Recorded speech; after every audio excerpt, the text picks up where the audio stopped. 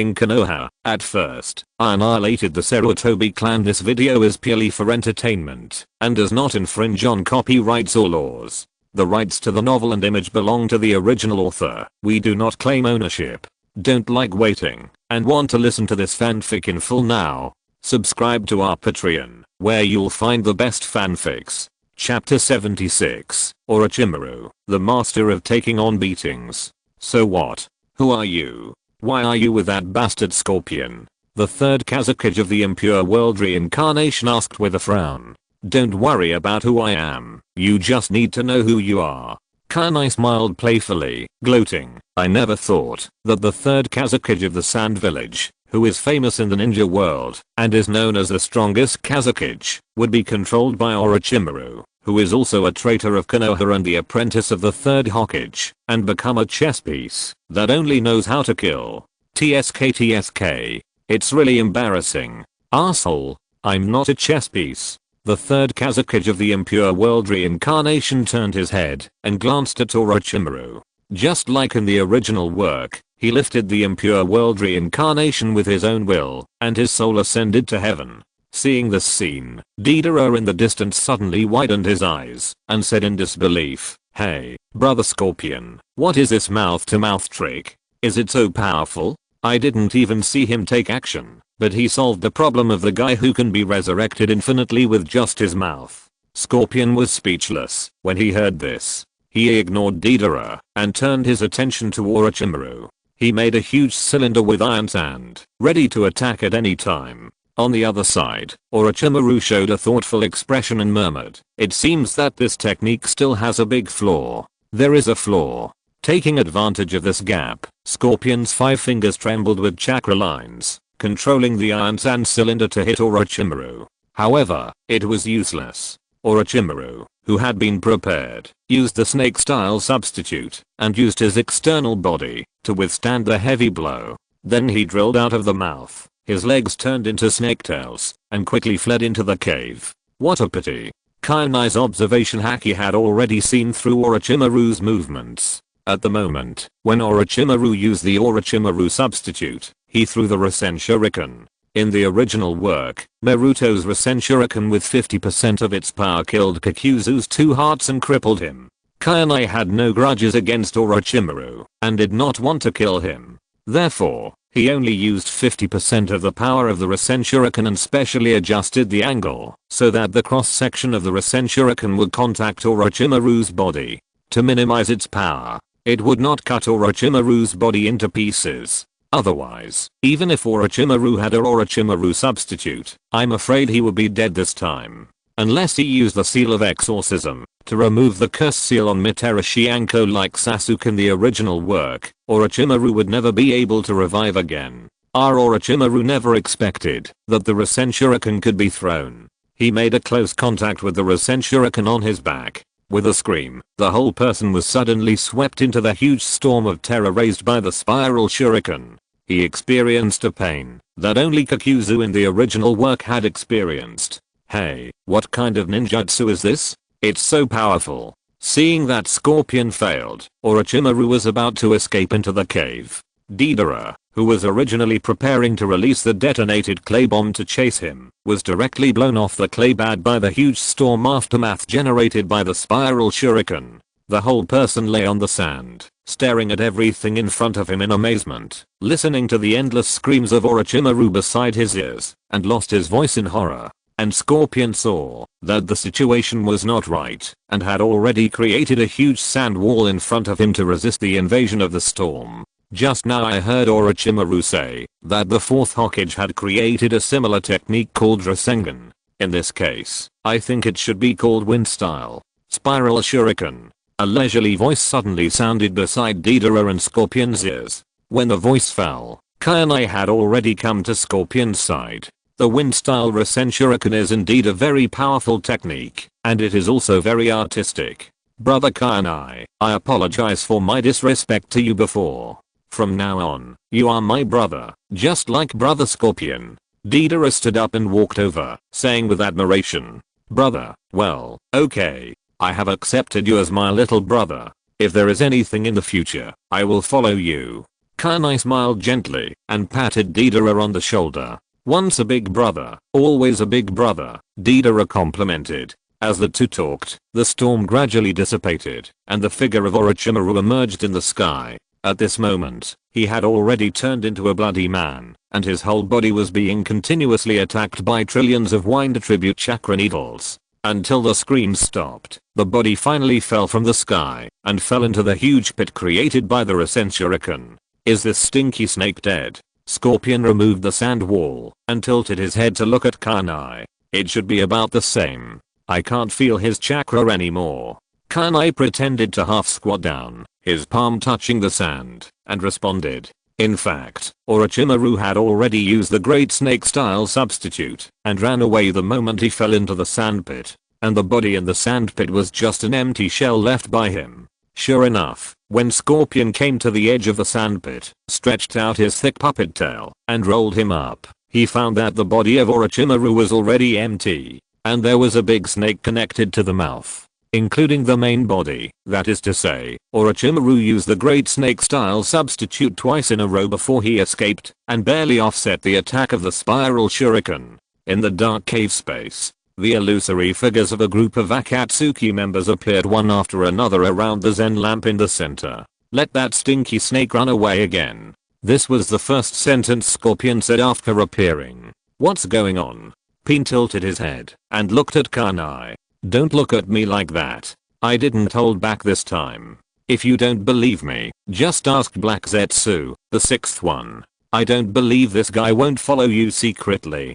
Kanai shrugged slightly, looking innocent. I'll leave it to everyone to judge. As he spoke, Black Zetsu played the video of Kanai and the other two fighting with Orochimaru. When everyone saw the third Kazekage resurrected, they were all shocked. Then they saw Kanai mouth to mouth the third Kazekage, and then released the spiral shuriken, and their faces instantly turned to shock. They asked themselves, among the people present, except for Pin, there were almost no people who could resist this ninjutsu. It seems that Orochimaru has mastered some kind of unique stand that can completely avoid external damage. After watching the video, Pin also recognized Kanai's words, and continued to ask, Kanai, you said that in addition to sealing and fixing movements with force, there are 4 other ways to prevent the impure world reincarnation. What are the 4 specific methods? Mouth to mouth, illusion, soul deprivation, and yin yang escape. Kanai's words were shocking. This caught everyone off guard, especially Black Zetsu, the sixth one, whose heart suddenly rose to his throat, because it was a product of yin yang release. Created by Fujiwara Chiya using Yin Yang Release PS. Second update. Please recommend and vote for me. Chapter 77 Beautiful Back. Scorching Escape Ikang. Chapter 77 Beautiful Back Burning Release. Ikang Pain frowned and asked, be more specific. Kanai began to talk nonsense seriously. The first one is mouth to mouth. Simply put, it is to use language to make the deceased resist, so that he can get rid of the control of the reincarnation of the dead on his own and his soul ascend to heaven. However, this method has many limitations. First of all, the deceased must be strong to a certain extent. Then there is the person who performs the mouth to mouth. If you are not careful, it will anger the deceased. In addition, with the continuous improvement of the reincarnation of the dead, the chance of being caught by the mouth to mouth will gradually decrease. If you can't guarantee it, the other party will attack you while you are talking. In general, the risk of mouth to mouth is huge. Don't try it lightly, unless you have no choice. The second one is illusion, which is to use powerful illusions similar to the Sharingan to control the caster himself, and let him actively cancel the reincarnation of the dead. This method is the simplest and most convenient. The third is to deprive the soul. Perhaps only the leader can do it. When I was in Konoha, I sneaked into the archives and read the notes of the second Hokage. I saw records about the Samurai, which vaguely recorded several abilities of the Samurai. One of them is to deprive the soul. It can pull a person's soul directly out of the body. Just think about it, if the soul is gone, the person must be dead. As for the last yin-yang escape, Kanai looked at the black and white escape with interest and continued, it is different from yin-yang escape, such as illusions, and yang-yang escape, such as medical ninjas. Yin-yang escape is a combination of the two. It is recorded in the notes of the second Hokage that yin-yang escape contains the power of creation and destruction. According to legend, it is a secret technique that belongs exclusively to the Six Paths Sage in the legend. It can invalidate all ninjutsu. Even the body of the impure world reincarnation cannot resist. After being hit, the body cannot heal. In severe cases, the body will even be reduced to ashes. This technique has never been seen used by anyone in the entire ninja world, because it is almost impossible for a person to contain both yin and yang chakra attributes at the same time. Even if he has them, there is no way to combine the two chakras. There are two more things he didn't mention. If the seal of the technique is known by the dead can cancel the summoning contract with the summoner and get out of control. The other is his Zanpakuto, which can completely kill the dead. After this, the whole audience was speechless, and the scene fell into a silence like death. No one expected that there would be such a secret in the ninja world. After a while, Pain spoke first, breaking the silence in the scene. This matter ends here. In the future, pay attention to Orochimaru's actions. He is not a guy who can stand loneliness. As long as he is still alive, he will definitely make some moves. That's really a tricky guy. He actually learned the ninjutsu to resurrect the dead. If it weren't for Brother Kainai this time, I'm afraid it would be dangerous. Huh. Deidara complained. Speaking of immortality, there is one here too. Conan took over the topic. Peen explained. It's a request from Ugakure village. They said a murderer appeared. They asked us to go and get rid of him. Kakuzu was a little surprised and said, don't they have ninjas in Ugakure village? They can't kill him. It's said that he was the only successful case of the once popular evil god cult to experiment with immortality. But whether it's the impure world reincarnation remains to be verified. Conan replied. Then let's talk about the personnel distribution. Sasori, Deidara, you two will still go with Chiya to recruit new members. The burning release Leaf Kang. Zetsu will tell you the ambush location of the Kurigakure village. As for Kakuzu, Conan and Itachi will accompany him. Disperse. After saying that, Peen released the phantom body technique. He really likes to order people around. By the way, Brother Chiya, are the leader's eyes really that powerful? They can actually deprive people of their souls. After opening his eyes, Deidara was like a curious baby and couldn't wait to ask Chiya. After all, it is the eye that only the Six Paths Sage can possess in the legend. It is not surprising that it has such ability, but I have never seen it, and I have no way to verify its specific ability. After all, who would go to fight against the Samurai when they are full? Kainai said nonsense. That's true. Well, it can deprive people of their souls and kill them in an instant. Well, it seems that the leader is also a person who understands art. Well, Deidara nodded in deep agreement. Okay, don't talk to yourself here. If you go too late, the woman in the Sand village will be finished. Scorpion on the side was a little impatient and urged. I know. As he spoke, Deidara summoned 2 giant clay birds. He took Kainai and Scorpion to the land of water. The land of wind is not close to the land of water, but it is not far either. Carried by Deidara's giant clay bird, Kainai and his 3 companions took less than a day to cross the land of fire and several surrounding countries and come to the land of water to meet Zetsu. Finally here? Looks like we've made it. Black Zetsu muttered as he watched the giant bird flying high in the sky. After a moment, the giant bird landed, and Kainai, Deidara, and Sasori jumped off the bird's back one after another. How's the situation, 6th brother? Has Kainai's partner, the guy called Kang, arrived? Deidara made a seal with his right hand, put away the clay bird, and asked Black Zetsu in the tone of Kainai. We should be there before sunset. The people from the Hidden Mist village have already ambushed on both sides of the mountain road below, waiting for Yi Kankian to come. Black Zetsu replied, his voice as hoarse and low as always. Oh. This is a good place for an ambush, surrounded by mountains on both sides. If a large number of ninjas are ambushed on the mountain, and they are lured in without knowing it, the shuriken and kunai alone can make people become a hornet's nest. Looking at the many Hidden Mist village ninjas ambushing on both sides of the mountain road below, Kainai said thoughtfully. He vaguely remembered that Li Kang in the original novel was attacked in such a place, and was stabbed into a hornet's nest by hundreds of shurikens and kunai. Scorpion glanced at the mountain road below, sighed lightly, tilted his head to look at Kainai, and asked, "What are you going to do? Do you want to kill them now? Don't do anything. If we act rashly, I'm afraid Li Kang will suspect that we have ulterior motives. Only when Li Kang sees the darkness of Sand Village thoroughly, she may turn to our side. Before that, we just need to wait for the opportunity and take action at the most critical moment." Kainai shook his head, took out the wind chime hat, sat down cross-legged, closed his eyes and rested. Not long after, around dusk, a woman appeared outside the mountain road.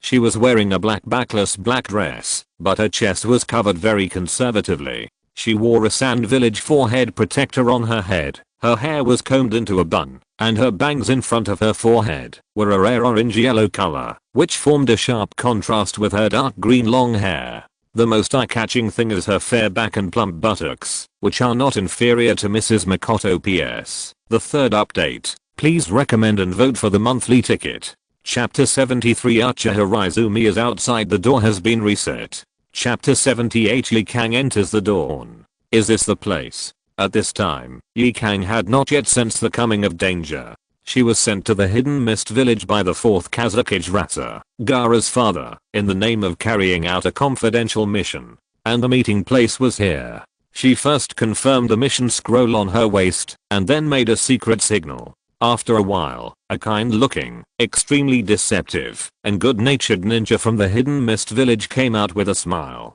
"Scorch release Lord Li Kang, I'm the hidden mist envoy who is here to greet you. It's great to see you. Because the fog in the land of water is a bit serious now, the Elder Yuan-Shi specially ordered me to wait here." Then, according to convention, both parties provided proof of identity. After confirming that it was correct, Li Kang did not doubt him, and followed the hidden mist village ninja into the mountain path. Go to hell. However, when she entered the mountain path, the hidden mist village ninja, who had just looked kind, suddenly changed his face, and threw several kunai at her. Li Kang was one of the strongest men in Sand Village. Even if he was attacked, he reacted immediately and barely avoided the latter's kunai. He shouted, "Asshole, what are you doing? Do you want to destroy the peace treaty between Sand Village and Mist Village?" Her secret mission this time was to come to the Mist Village Elder Yuan-Shi to determine the details of the peace treaty. The Mist Village ninja looked at Li Kang as if he was looking at a fool and sneered, "Idiot, the content of the peace treaty between Sand Village and Mist Village has long been confirmed. The prerequisite is that you must die. Scorch release Li Kang, you killed so many of our fellow countrymen in Mist Village during the Third Ninja World War, and it's time to pay with blood. This time you can't escape." As soon as the voice fell, hundreds of Mist Village ninjas appeared on the high ground on both sides of the mountain road. They all stared at Li Kang with a look of amusement and hatred. "Asshole." Hearing this, Li Kang didn't understand that he was betrayed by the Sand Village's high-level officials. With his hands in seals, he was about to perform the burning style, but was forced back by the previous Kirigakure ninja with a kunai. "Yakura, we know your information very well, and we won't give you time to perform the burning style. Go ahead," the Kirigakure ninja said, while performing the instant body technique to distance himself from Yakura. The next moment, all the Kirigakure ninjas, carrying the hatred of the three wars for Yakura, threw shurikens and kunai at Yakura at the same time. In an instant, countless sharp blades covered Yakura like a rain of light. Damn it. Seeing that there was no escape, Yakura looked up to the sky and let out an unwilling roar. At this moment, Yakura's heart had fallen to the bottom of the valley. She really couldn't understand why the village she had devoted herself to protecting would betray her. Just when Yakura was in despair, a black shadow appeared in front of her like a god descending from the sky. In her stunned eyes, he raised his right hand and opened a circle of invisible protective light shield to cover the two of them. Kunai and shuriken fell on the light shield, rubbing against each other and producing fierce sparks, making extremely harsh metal clanging sounds, and finally being bounced back without exception. Li Kang was stunned. Looking at this young man who suddenly appeared like a hero to save her, she was slightly absent-minded. "It seems that I have caught up." Kainai's figure flashed, and he had already appeared behind the previous Miss Ninja. He quickly pressed his acupoints, subdued him, and then kicked him in front of Li Kang. At this time, Yi Kang finally saw the appearance of the person who came. He was wearing a red cloud and black robe, with a ring representing blue on the index finger of his right hand, and a wind chime hat on his head. Under the hat, a young and handsome face could be vaguely seen. With just one glance, Yi Kang recognized Kainai's identity and cried out in horror, "Fujiwara Kainai." It was impossible not to recognize him. Kainai's current reputation was too loud in the entire ninja world. Whether it was the underground world or the major ninja villages, whenever Kainai's name was mentioned, it would be feared. Who said this is a ruthless man who slaughtered the third generation of Hokage in the dark family of the ninja world? It seems that I don't need to introduce myself. Kainai took off the wind chime hat, revealing a head of black hair of moderate length, a Konoha ninja forehead guard with a knife mark, and a very handsome and masculine young face. While the two were talking, there were explosions and metal sounds around, as well as screams. At this moment, Yi Kang was like a frightened bird. He had already performed the burning escape. 4 fireballs appeared around his body and rotated around his body, ready to respond to possible attacks at any time. Kainai saw Yi Kang's worry and chuckled. "Don't worry, the surroundings are all done by my companions, one of whom is your old acquaintance. You are safe now." "Why did you save me?" Yi Kang still did not relax his vigilance and asked hesitantly. Kainai smiled slightly and said, "Nothing, it's just that the leader of our organization saw your strength and wanted to pull you into the group." "Join the group?" Yi Kang looked confused.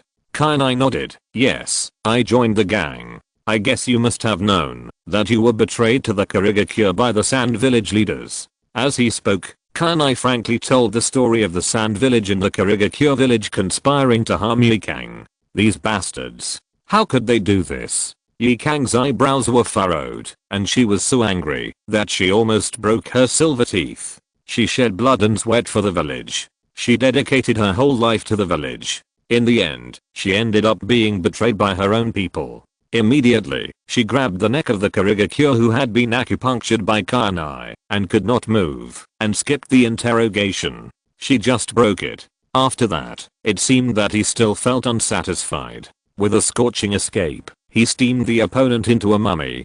Kainai shrugged slightly and continued, "This is actually a very normal thing. Think about it carefully. You and Luosha were both strong contenders for the 4th Kazakage. Even if you gave up the position of the 4th Kazakage, you were still a threat in Luosha's eyes. At the same time, because of your initiative to give up, those high-level members of Sand Village who originally favored you completely turned to Luosha. Even if there was no Kurigakure incident, you would be killed by Luosha sooner or later. He is the same type of person as the 3rd Hokage. Although his methods are not as good as Sarutobi Hiruzen, he is even more vicious and cruel. At least, Sarutobi Hiruzen needs to always take into account his image in the hearts of his subordinates. Generally, things that cannot be seen in the light will be handed over to Danzo to solve. But Luosha is different.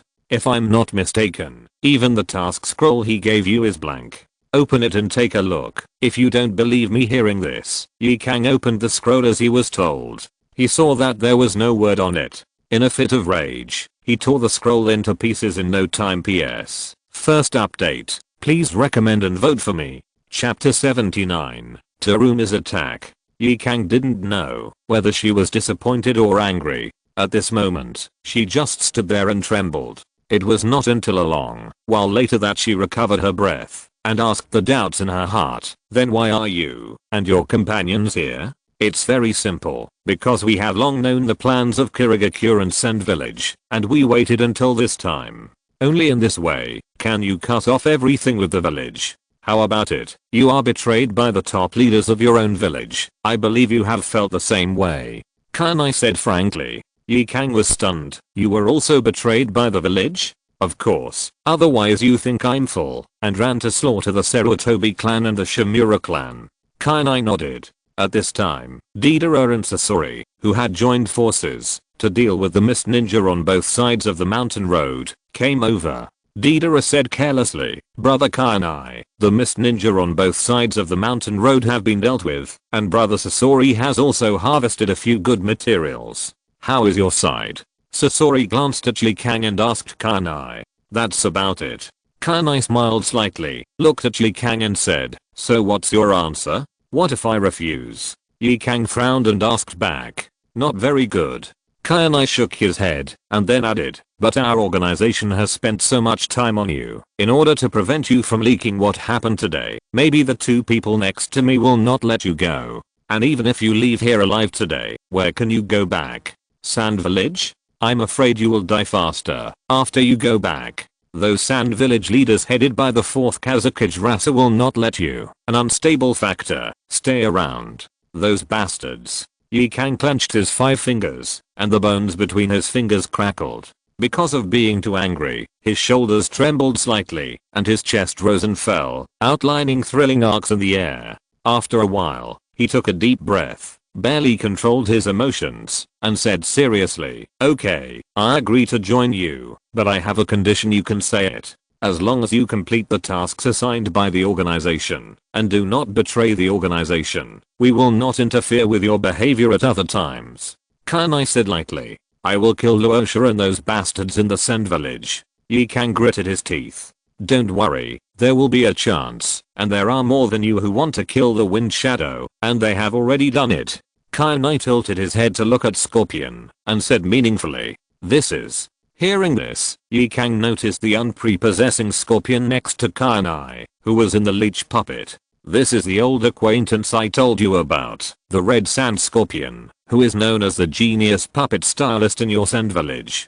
Kainai smiled slightly and introduced him. TSK Scorpion heard the words, lightly sighed, and turned his head away in a very arrogant manner. I didn't expect that you would join this organization. It seems that this organization is really extraordinary. Yi Kang took a deep breath, feeling very surprised, and then said, Grandma Chiyo has always been thinking about you. Because Chiyo and her brother Ibizo retired early shortly after Scorpion defected, and did not participate in the Kirigakure incident, Yi Kang did not have much resentment towards Grandma Chiyo. Well, stop nagging here. This place is not far from Kirigakure village. With such a big commotion, it won't be long before the ninjas from Kirigakure village will catch up. Hearing this, Scorpion seemed to have his sensory nerves touched, and his voice could not help but get louder, and he impatiently changed the subject.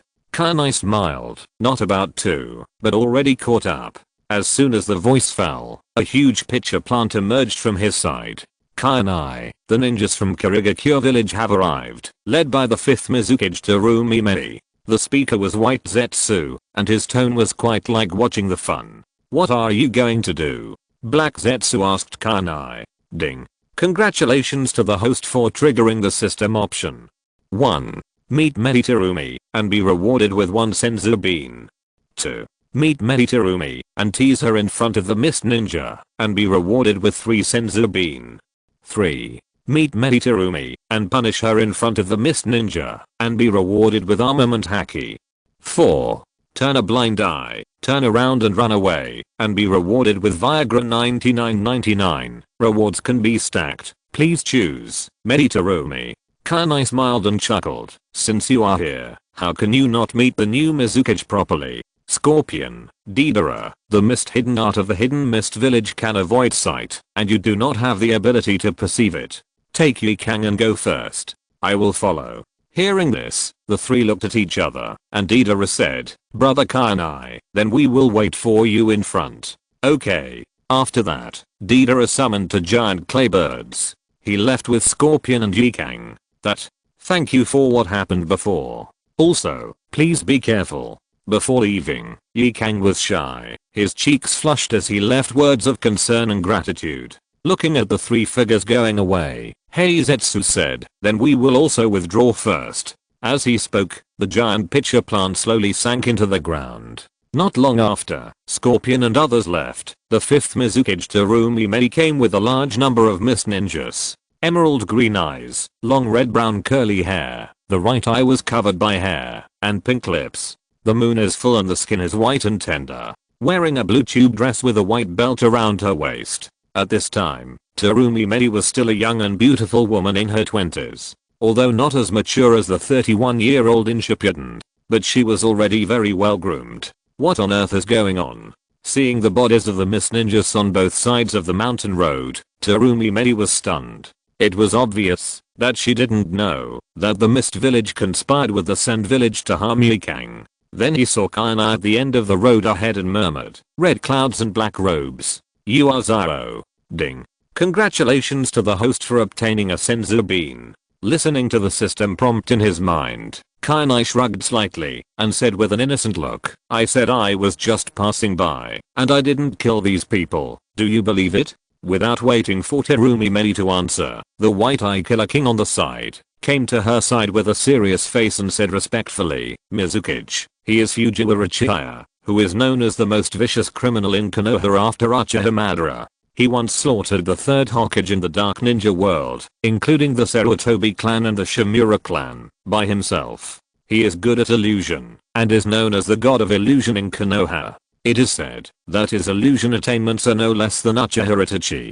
Terumi Mei said, a hint of surprise flashed across her eyes. "I didn't expect the rumors outside to be true. Not only are you not dead, but you also joined the Akatsuki organization. We in Kirigakure have countless hatreds with Akatsuki. In this case, we can't let you go." At this point, Terumi smiled and raised her jade hand, pointing at Kainai. "At least, let me give you a melting kiss.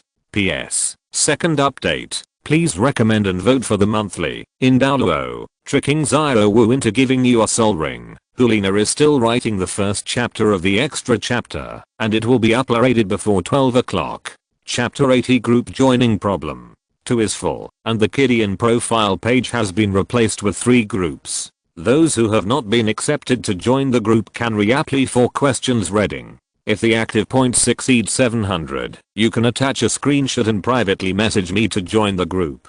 Chapter 81 I accept your kiss. Forget about melting, but kissing can be accepted reluctantly. In other words, we still have to fight, right? Kainai flicked his wide sleeves, quietly grasped the mirror flower and water moon in his hand, and under the gaze of Terumi Mei and a group of Miss Ninjas, he whispered in his heart, "Shatter, mirror flower and water moon. Of course, we won't give you the opportunity to perform illusions. Water escape. Mist hiding technique." A faint smile appeared on Terumi Mei's face, and her hands quickly formed seals, and thick fog came out of her mouth. Suddenly, a large area where Kainai was located became blurred. It was pitch dark. "Is this the mist hiding technique with the addition of water escape chakra? You are worthy of being the 5th generation of Mizukichi. The concentration of this fog is indeed not comparable to ordinary mist hiding techniques." Kainai's voice rang out in the thick fog. "It's an honor to receive the praise of the phantom god Kainai. But it's over." Terumi Mei quickly formed seals with both hands again, preparing to perform the blood limit melting escape. "Yes, it's over. I'll accept your first kiss." However, before Terumi could finish the seal, Kainai suddenly appeared in front of her. Terumi's pupils suddenly dilated, and when she reacted, Kainai had already grabbed her hands that had not yet completed the seal. In the stunned eyes of Terumi, Kainai kissed her. Silence. The whole place fell into a dead silence. The surrounding Kirigakure stared at the scene in front of them in amazement, their eyes shattered on the ground, and they didn't react for a long time. Finally, it was the white-eye killer king who spoke first, breaking the silent atmosphere in the field. "When did he appear here? Hurry up and protect the Mizukichi-sama." While speaking, King had already taken out a kunai and slashed at Kainai. At the same time, several surrounding Kirigakure ninjas also attacked Kainai. Kainai was not afraid, and he dodged calmly in an instant. In a few flashes, he came hundreds of meters away. Terumi was stunned on the spot, and the whole person fell into doubt about his life. She was kissed by a rebel ninja. Although the other party is good looking, this is too exciting. Ding, congratulations to the host for obtaining 3 senzu beans. Hearing the system prompt in his mind, Kainai wiped his lips and symbolically made seals with his hands. "Nice kiss. Then for the sake of your Mizukichi, I will not kill you today. See you later." "Where are you going?" As a confidant of the 5th Mizukichi, he humiliated the Mizukichi who he swore to protect until his death. The Baiyan killer gnashed his teeth and his face was as hen. He hurriedly ordered the surrounding Miss Ninjas to join forces to launch a surprise attack on Kainai. However, before they could do anything, Kainai spit out a fireball from his mouth. The moment the fireball landed, it turned into a large piece of flames like seawater and covered this side. This is Kakuzu's B-level ninjutsu, Fire release head hard. Under the sublimation of Kainai Senjutsu chakra, the power is even greater than the great fire extinguishing performed by Uchiha Madara during the 4th Ninja World War in the original work. The surrounding mist ninjas had never seen such a grand scene before, and they were stunned. They joined forces and hurriedly performed the water array wall. The flames collided with the water array wall, and a large area of water vapor was ignited in the air. With the joint efforts of dozens of mist ninjas, for a while, they were only able to fight Kainai on equal terms. Seeing that the two sides were deadlocked, it was finally Terumi Medi who performed the water array pillar of water style, to completely extinguish the flames. Ming Terumi, are you okay? King walked over quickly. How is Chiya Fujiwara? Terumi Medi shook her head. Perhaps because of the sneak attack and kiss by Kainai, her cheeks were red at this moment, and even her neck was covered with a layer of pink. Her shoulders were trembling slightly. I don't know if I was excited or angry. I couldn't even speak clearly. King had been using his Byakugan to sense Kainai from the beginning to the end. Hearing what Terumi Medi said, he smiled bitterly and shook his head. After performing this powerful fire escape, he disappeared into thin air. He was able to suddenly appear in front of you in front of so many of us. Perhaps, as the rumors say, his illusion is really comparable to Uchiha Itachi's. It's impossible. Perhaps he has surpassed Uchiha Itachi. At the moment, when he performed that fire escape just now, I used my Byakugan to observe that the chakra in his body inexplicably surged by more than 10 times. It's just like those powerful tailed beasts. I really don't know how Konoha can cultivate such a monster. That bastard. Hearing this, Terumi Medi gritted her teeth, recalled the previous kiss, and felt angry and annoyed in her heart. She stroked her red lips thoughtfully. After a while, as if she had thought of something, Terumi Medi frowned and suddenly asked, King, what's going on here? I don't remember ordering anyone to be deployed here. This. King hesitated. What? Are you going to hide it from even me, the 5th Mizukage? Medi Terumi said angrily. I dare not. King quickly apologized, and then told him about the deal between the Elder Yuanshi and the Kirigakure ninja. Medi Terumi knew about the peace treaty between Kirigakure and Tsunagakure, which was signed by her personally. The Elder Yuanshi was fully responsible for the content of the negotiations. Hearing that Tsunagakure was asked to hand over the Scorch Release Leaf Kangura, although Medi Terumi felt a little ashamed in her heart, she also knew that getting rid of the Scorch Release Leaf Kangura would be beneficial to the village. So she did not blame him, but patted King on the shoulder lightly, showing a sinister smile on her face and said, King, I don't want to conceal anything in the future. How about it? Can you do it? Yes, Lord Mizukage. King was a little embarrassed and quickly bowed in response. Then he said, Lord Mizukage, what should we do next? Should we inform Konoha about this? Why? Do you want the world to know that I was kissed by Fujiwara Chiya? Terumi Medi said angrily with a well sign on her forehead. I dare not. King Han bowed again to apologize. Terumi Medi waved her hand impatiently. Okay, you order people to quickly collect the bodies of our compatriots and see if there is any Scorch Release Yikang among them. At this point, she added, also, take a look at the cause of death of these people. See if they died at the hands of Fujiwara Chiya. Soon, the statistical results came out.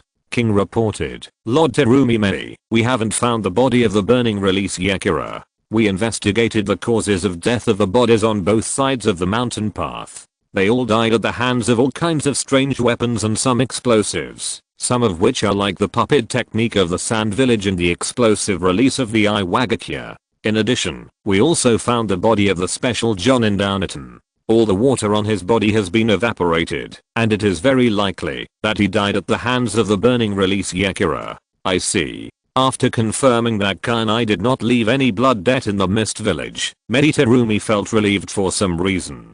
Thinking back to the previous forced kiss, a blush appeared on her pretty face involuntarily, and she cursed in her heart, the damn bastard, don't let him fall into my hands next time. PS. First update. Please vote for recommendation and monthly vote. If you're listening to this novel on a channel other than Fanfic World, it means they downloaded and uploaded it without effort. We cordially invite you to visit our channel, Mundo Fanfic Novelos. There you'll find the original version of this story and you can explore many other novels of various genres. We're waiting for you to immerse yourself in a world of incredible novels. Chapter 82 Sasuke's going to be a brother. On the other side, Kainai had already arrived at the meeting place with Sasori and others. Are you finally here? Sasori groaned as he watched Kainai approach like a ghost. Deidara came up to him and asked, Brother Kainai, how strong is the newly promoted 5th Mizukage? Is he strong? Kainai touched his chin and said nonsense seriously, he is quite strong. He has a water escape that can extinguish my fire escape, a dissolving escape that can be used over a large area, has stickiness and strong corrosiveness, and a boiling escape that can dissolve gold and iron. His attack power is quite strong. He is worthy of the name of the Shadow. If ordinary people meet him, I'm afraid they will be in trouble. To be able to get such a high evaluation from Brother Kainai, it seems that the woman's strength is really good. Huh. Hearing this, Deidara nodded to himself. Okay, don't dawdle. The leader is waiting for us. Sasori was too lazy to listen to Deidara's nagging and said impatiently. I know that Brother Scorpion is really something. He is always so anxious. Deidara reluctantly summoned 2 clay birds. He and Scorpion took one together. Kainai and Yikang took one. The 2 flew to the rain village one after the other. Until this moment, Yikang spoke. Thank you for what happened before. Nothing, I was just following the rules. Besides. Kainai turned around, looked at Yikang with interest, and chuckled. Besides, I can't bear to see my future partner being stabbed like a hedgehog. But then again, the fact that you are still alive cannot be concealed. If nothing unexpected happens, the high-ranking officials of the Hidden Mist Village will blame you for the death of hundreds of Hidden Mist ninjas today, and then take the opportunity to put pressure on the Hidden Sand Village. This also gives the high-ranking officials of the Hidden Sand Village an excuse. They will take this opportunity to define you as an S-level traitor who violated the peace treaty between the 2 countries. I hope you are mentally prepared. Sooner or later, I will settle this account with those bastards. When Yikang mentioned the high-ranking officials of the Hidden Sand Village, his face turned as hen. She swore that she would make that group of people pay with blood. Outside the Rain Village, Akatsuki temporary base. Pin summoned all Akatsuki members and held a welcome ceremony for the newcomers as usual. Not only Yikang, but also Hidden was brought back by Kakuzu, Konan, and Itachi. After Yikang and Hidden left a scratch on their foreheads to indicate that they had drawn a line with their former village. Pin distributed Akatsuki clothes and nail polish to them, as well as Akatsuki members' exclusive rings. Hidden's ring still had the number 3, while Yikang's was a newly made one, with no code name on it, and it could not connect to the outer path statue, and only had a communication function. Let's make it clear in advance that I will not give up revenge on the Tsunagakure high-level officials. Me too, I will not stop the missionary work of the evil god cult. Putting on the Akatsuki robes and putting on the rings, Yikang and Hidden explained their conditions. It's up to you. Now the 2-person team has been decided. As long as you complete the tasks assigned by the organization on time, I will not interfere with you at other times. Pin looked around. The members of the Akatsuki organization have gathered. Konan, Chiya, Hagura, Itachi, Kisame, Sasori, Deidara, Kakuzu, Hidden, and Zetsu. Everyone has their own situation and their own ambitions, so we gathered here. From now on, we will officially start the action. The target is the 9-tailed beasts from the 1 to the 9 tails. Although we will encounter powerful opponents, we must gather all the tailed beasts. Then realize the ultimate dream of our Akatsuki organization. For this reason, the 11 of us have gathered here. No failure is allowed. At this point, Pin raised his right hand, and the stone door behind him slowly opened, and the dazzling sunlight radiated on the 11 Akatsuki members. Let's go. As the voice fell, the members of the Akatsuki organization, including Pin, walked out of the cave one after another. Obito sat on the top of the mountain, watching the 11 people coming out of the cave below, and murmured, the prelude of the Akatsuki organization is finally about to begin. No, it should be the Moonai plan that is about to begin. Following behind Pin, with the perception of observation haki, Kainai listened to Obito's words throughout the whole process, and couldn't help but sigh in his heart. What a Chuaniba, how patient. Then everyone separated one after another, and began to disperse to various places in the ninja world in groups of 2. Kainai was lucky this time and was assigned to Hiden's hometown, the relatively peaceful and war-free hot spring country. As usual, Kainai would go back to his residence before going on a long trip, accompany Izumi during the day, and accompany Mrs. Makoto at night. Just when Kainai was about to go to the rain village, Konan called him. "Kainai, wait a moment. What's the matter?" Kainai was a little surprised. Since the end of the Tansho Street mission, Konan has basically never given him a good look. If Kainai was not very confident in his perception, he would have suspected that his relationship with Tsunade was discovered by the 6th old man Black Zetsu and then reported to Pin and Konan. Xiaonan did not answer, but looked at Yikang.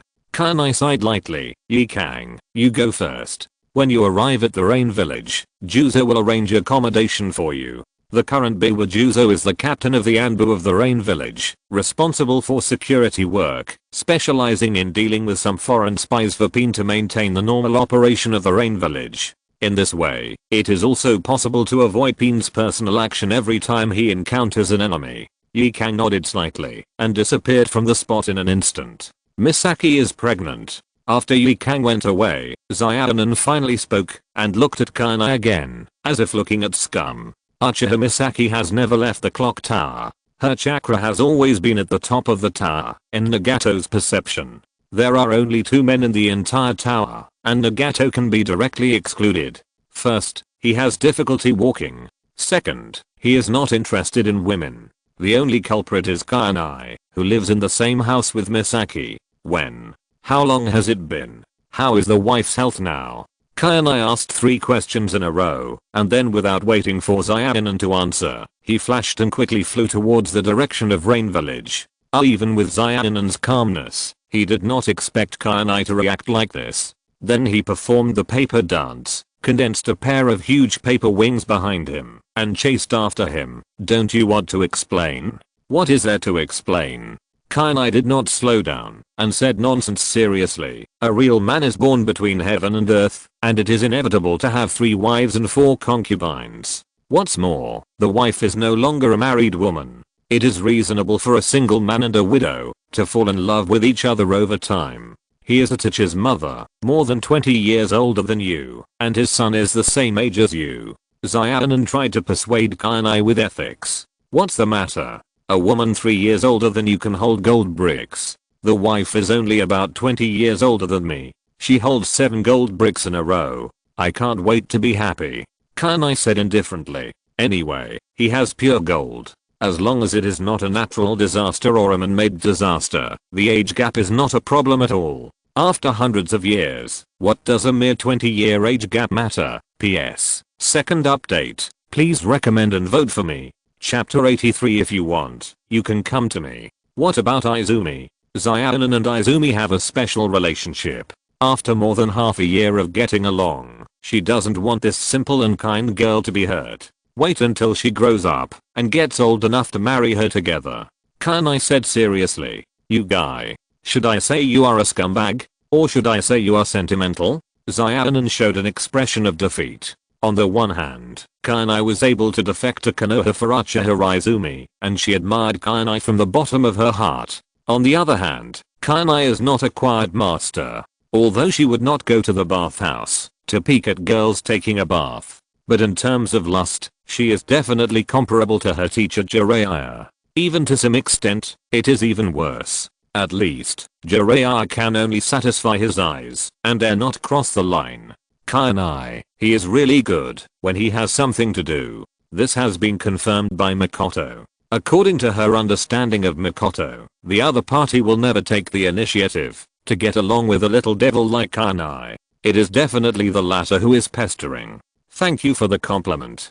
Kainai is not ashamed, but proud. As soon as he returned to his residence, Kainai's observation Haki heard the sound of Kwan sobbing in the room. Makoto was in the room with a look of self-blame and hesitation, looking lonely. Immediately, Kainai stopped and said to Xiaonan in surprise, "Xiaonan, has Kwan known about this?" Xiaonan said uncertainly, "She probably doesn't know. Makoto asked me to keep it a secret for her. If you were not the biological father of the child, I would not have planned to tell you. Unless she finds out herself." Akainai's forehead broke out into a drop of cold sweat, and his face could no longer maintain its original calmness.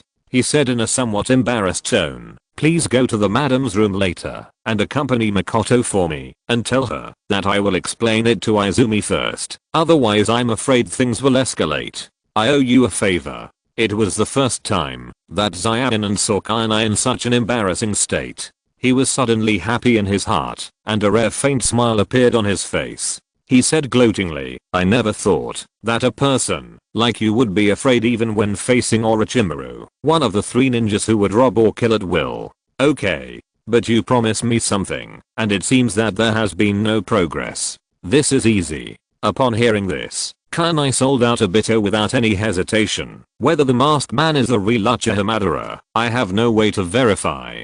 But I have investigated his abilities. He has only 2 kinds of space-time ninjutsu. One is hollowing, which can hollow himself to avoid enemy attacks. That is, at the moment of being attacked, the attacked part is transferred to a different space to avoid attacks and pass through obstacles.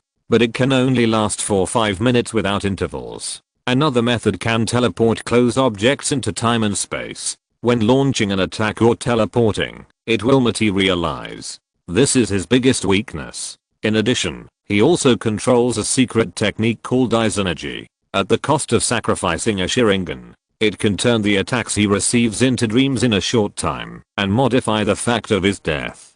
At the same time, it can transform his attacks into reality. But how long it will last cannot be accurately estimated at present. And the reason why he is so afraid of me is nothing more than that I killed him twice in a row when I was in Konoha. This is the information I know so far." After saying that, Kainai couldn't help but mourn in silence. "After knowing Isenergy, I'm afraid that there will be 2 more sad people in the world in the future. One is Kakuzu, who worked hard and made money for the Akatsuki organization wholeheartedly. The other is Obito, and it is estimated that what greets him is not just 600 billion detonating tags. However, what does this have to do with Kain? This is not something I should worry about. In the future, please help me investigate more information about the masked man. As a reward, the leader and I will ensure the absolute safety of your wife and children." Zayanin frowned. She found that the masked man was far more difficult to deal with than she had imagined. Especially the secret technique called Isenergy, which can avoid death, combined with his space-time ninjutsu, is simply unsolvable. "No problem." Kainai pushed open the door of the living room. The wonderful life that was originally filled with laughter, Kwan undressed him, and Makoto made tea for him, was gone forever. Kwan's room was separated from Makoto, and there was a kitchen and bathroom in the middle, so Kainai was not worried about startling Makoto. Carefully knocked on Kwan's door, but it didn't open. "Kwan, it's me, Kainai." Kainai hesitated for a while before speaking in a low voice. He was a little afraid to face Kwan. After a long while, the door finally opened, and Kainai was shocked when he saw Kwan's appearance. In the past, every time I opened the door, I saw Kwan standing there pretty, youthful, energetic, beautiful, and a little shy. But today, Kwan looked haggard, with red and swollen eyes. Although she was cleverly made up, Kainai could still tell at a glance that she had been crying. "Kwan, what's wrong with you?" Kainai panicked and immediately had a bad premonition. He hurriedly added, "Kwan, what's wrong? Tell me quickly." "I'm fine." Kwan smiled unnaturally and turned her head away quickly, but tears burst out of her eyes. She was a simple-minded child who was not good at hiding. Seeing this, Kainai could not help but guess what had happened. He asked softly, "What happened between me and my wife? Do you know everything?"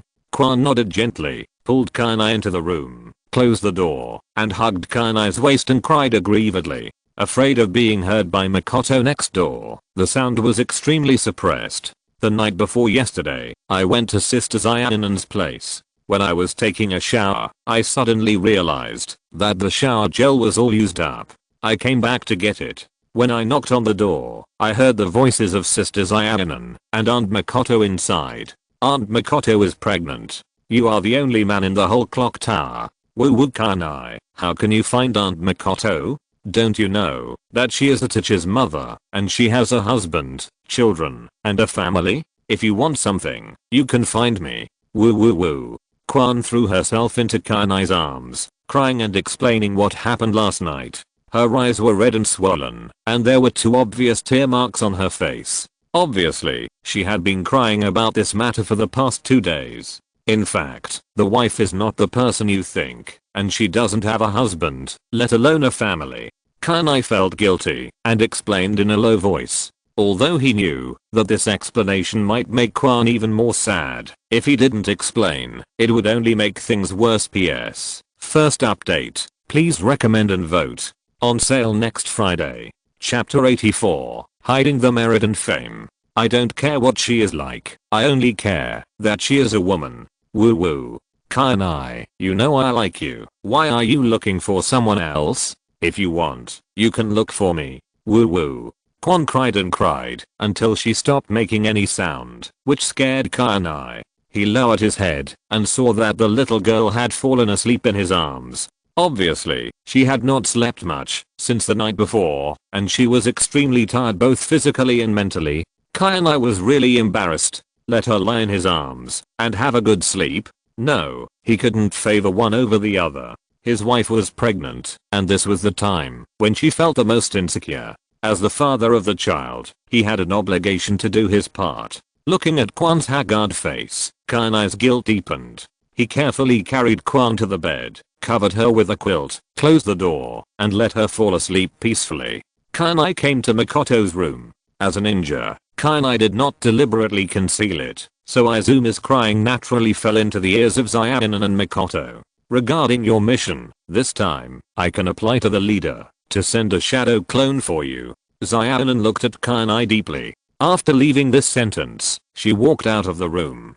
Kainai nodded to express his gratitude. A shadow clone was separated on the spot and followed Zayanan. After closing the door, Kainai sat next to his wife. I'm sorry, if it weren't for you and Izumi, it wouldn't be like this. This was the first sentence Makoto said after seeing Kainai. She now doesn't know how to face Izumi, her former junior. Kainai smiled and shook his head, gently hugged Makoto in his arms. I'm the culprit. If I hadn't been greedy for your body and pushed you down, it wouldn't be like this. Makoto's eyes turned red, and she nestled in Kainai's arms and shed tears. The room fell silent again. After a while, Makoto bit her red lips tightly with her pearly teeth, as if she had made a great decision, and stood up from Kainai's arms, and suddenly said, Kainai, how about we just forget about our relationship? I'm so much older than you. When the child is born, without waiting for Makoto to finish her words, Kainai put his hands on her shoulders and said seriously, don't say such nonsense again. Whether it is you or the child, I will not give up. As for the age difference, at this point, Kainai moved his right hand down and pulled out a pink rope from the lady's collar, on which hung the pure gold ring she gave to Makoto. Because the material of this pure gold ring was too bright, Makoto took it off, and at Kainai's suggestion, hung it around her neck. Do you still remember the ring I gave you? Makoto wiped her tears and nodded slowly. Kainai smiled slightly, and in Makoto's stunned eyes, he took out the mirror flower and water moon from the system warehouse, inserted it upside down on the floor, and blocked all surrounding perceptions. In fact, this is not an ordinary ring, but a metal that can delay aging and make people immortal, pure gold. Let me tell you this, as long as you wear it, even after 200 or 300 years, your appearance and body functions will not change at all. 200 or 300 years. Misaka was shocked and lost her voice, with disbelief on her face. Kainai gently covered Misaka's mouth, made a shushing gesture, and chuckled. Do you still think you are much older than me now? Misaka shook her head, and then asked, what about Kwan? Kainai tilted his head to look in the direction of Kwan's room, sensing her subtle and even breathing. With a sigh, he said, let her have a good rest first, and I will explain to her later. Originally, I didn't want to tell her the truth so early, thinking that she would spend a carefree girlhood. Now it seems that it won't work. It's hard for you, Kainai. I deserve this. Kainai smiled bitterly. When did you get pregnant? Probably that day. Misaka blushed quietly and lowered her head without resisting. Which night? Kainai had taken a 2-month vacation since the end of the Tansho Street mission. He couldn't tell which night it was in more than 60 nights. That was the day when Xiaonan was invited by Quan to be a guest. You used illusion. Mikoto's cheeks became redder and even her neck was stained with a layer of pink. Kanai suddenly realized, so that day, that means you are just 1 month pregnant now, right? It should be. Mikoto said timidly. Then wait until you give birth to the child, and then we will try again to see if we can have a second child.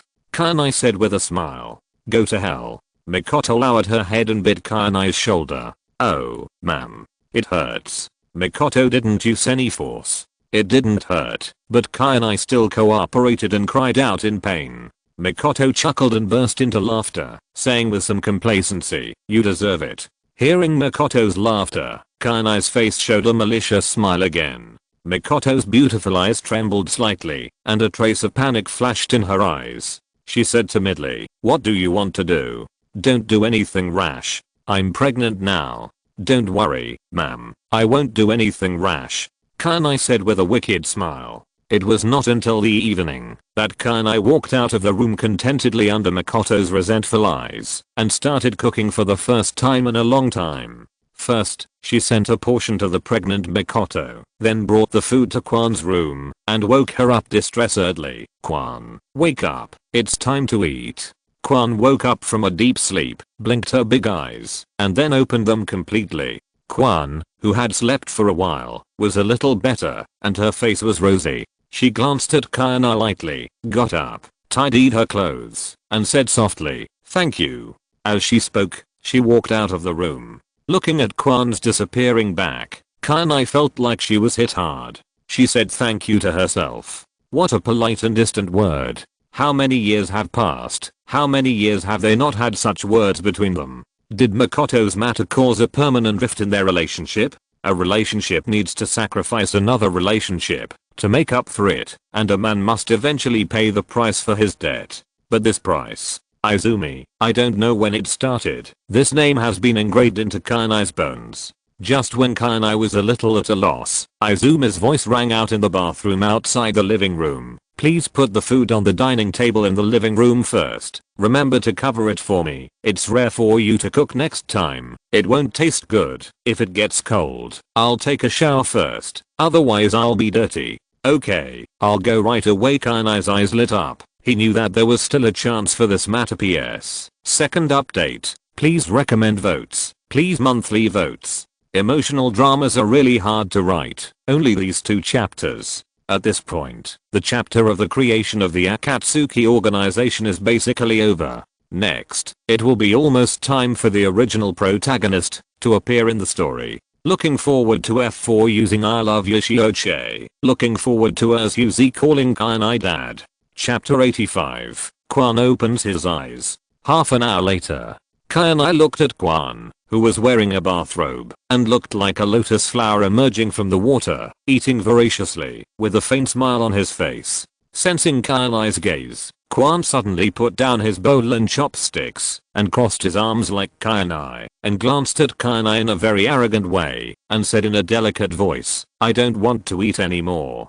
Kanai was stunned. What's wrong? Is the food not to your taste? I want to be a ninja again and then go on missions with you. Without waiting for Kwan to finish his words, Kanai decisively refused. No. Hearing Kanai's decisive refusal this time, he couldn't help but ask, why? It's too dangerous outside. If people know that you are a member of the Uchiha clan, there will be a lot of people who want to kill you. Kanai said seriously, I can protect myself now. While speaking, Kwan actually opened the 3 Magatama Sharingan, and then the 3 Magatama Sharingan began to rotate, and finally turned into a cherry blossom shape. 3 petals bloomed in his eyes, rotating rapidly around the center of the pupil, and finally stopped. Mangekyo Sharingan? Kanai was a little surprised. When did you open it? It should be the moment before I fell asleep. Before you came back, I still held a glimmer of hope.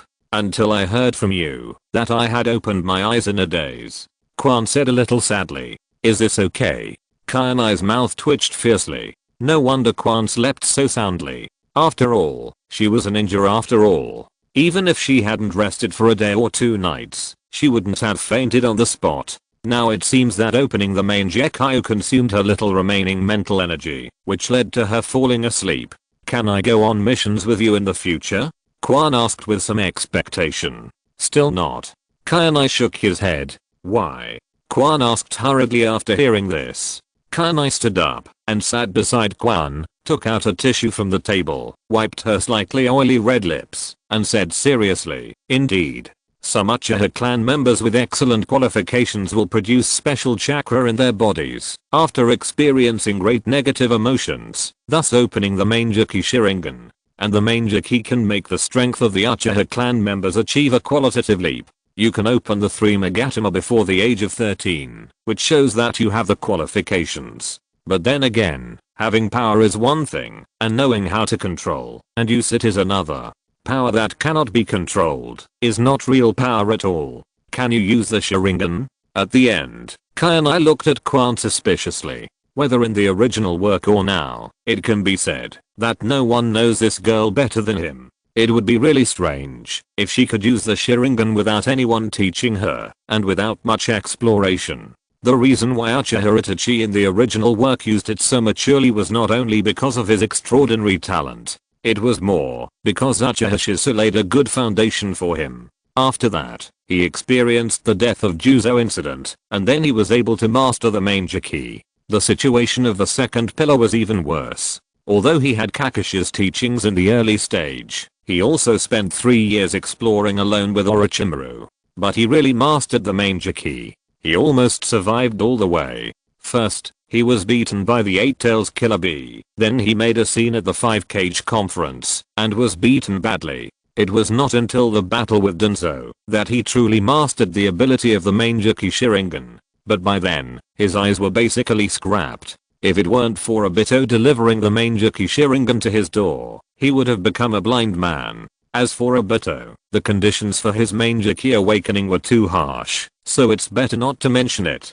Facing Kainai's gaze, Kwan's face flushed, and even his neck was smeared with a layer of pink. He looked away with guilt and shook his head slowly. Looking at Izumi's lovely appearance, Kainai thought for a moment, and said with a wry smile, "How do you think about this? In the next few years, I will give you special training. When your strength reaches my requirements, I will consider taking you out to do missions. What do you think about this? But there is one thing, that is, if you keep the secret of your main Jiki Sharingan, even Konon cannot tell it without my permission." He chose a delaying tactic. On the one hand, it alleviated Izumi's extremely bad mood because of his cheating. On the other hand, while allowing her to gain the power to protect herself, it also provided protection for his wife and unborn child. As for the problem of main Jiki blindness, by then, when Izumi's main Jiki is mature enough, she can swallow Fugaku's main Jiki in blood. Anyway, he has the observation haki, and Fugaku's main Jiki ability is dispensable to him. He only needs to wait for the 4th war to recover Shisu's left eye and Obito's double Kamu and swallow the latter's blood. Hearing Kainai's words, Kwan extended his little finger. "Keep your word?" Kainai smiled, and the two made a pinky gesture. Kwan was satisfied, put away his Sharingan and said, "By the way, what exactly did you say to me before? That Aunt Makoto had no family?" Kainai sighed. "Alas, I didn't want to tell you the truth so soon. I wanted you to have a good time as a girl. But since things have come to this point, I have to tell you." As he spoke, Kainai told the truth about the genocide of the Uchiha clan. Everyone. How could this happen? Kwan was speechless after hearing this, and covered her lips with her jade hands. Tears could no longer stop falling from the corners of her eyes. At this moment, she remembered that, when she first came here, Makoto had been in a depressed state for several days. It was not until more than 2 months ago, when Kainai came back, that Makoto smiled more. "Then did you and Sister Makoto get pregnant because of Uncle Fugaku's prophecy and last wish?" Kwan's voice was a little trembling. Quietly, the way she addressed Makoto had changed. The brain circuits in the world of Naruto are so weird. Even Izumi is no exception. As long as there are difficulties, no matter how disgusting the things they have done, they can be whitewashed. "Do you want to hear the truth or a lie?" Kainai glanced at Makoto's room. With the perception of observation haki, he had already found that Makoto was standing behind the door, holding tabloa. Because of him and Izumi, she didn't leave the room for a long time. What is the truth? What is a lie? Izumi was puzzled. The lie is that I will only love you for the rest of my life. The reason why I'm willing to have children with the real wife is entirely because of Fugaku's last wish. Kainai gently wiped the tears from the corners of Izumi's eyes and talked nonsense seriously. Kwon was stunned. What about the truth? Kainai smiled and said, the truth is, I like you very much. But I also like my wife very much. PS. First update, asking for recommendation votes and monthly votes. Thanks to Lenny Yushu for the reward of 233 starting coins. Thanks to Bookfriend *** 5272 for the reward of 1500 starting coins. Thanks to Dwenjian for the reward of 2000 starting coins.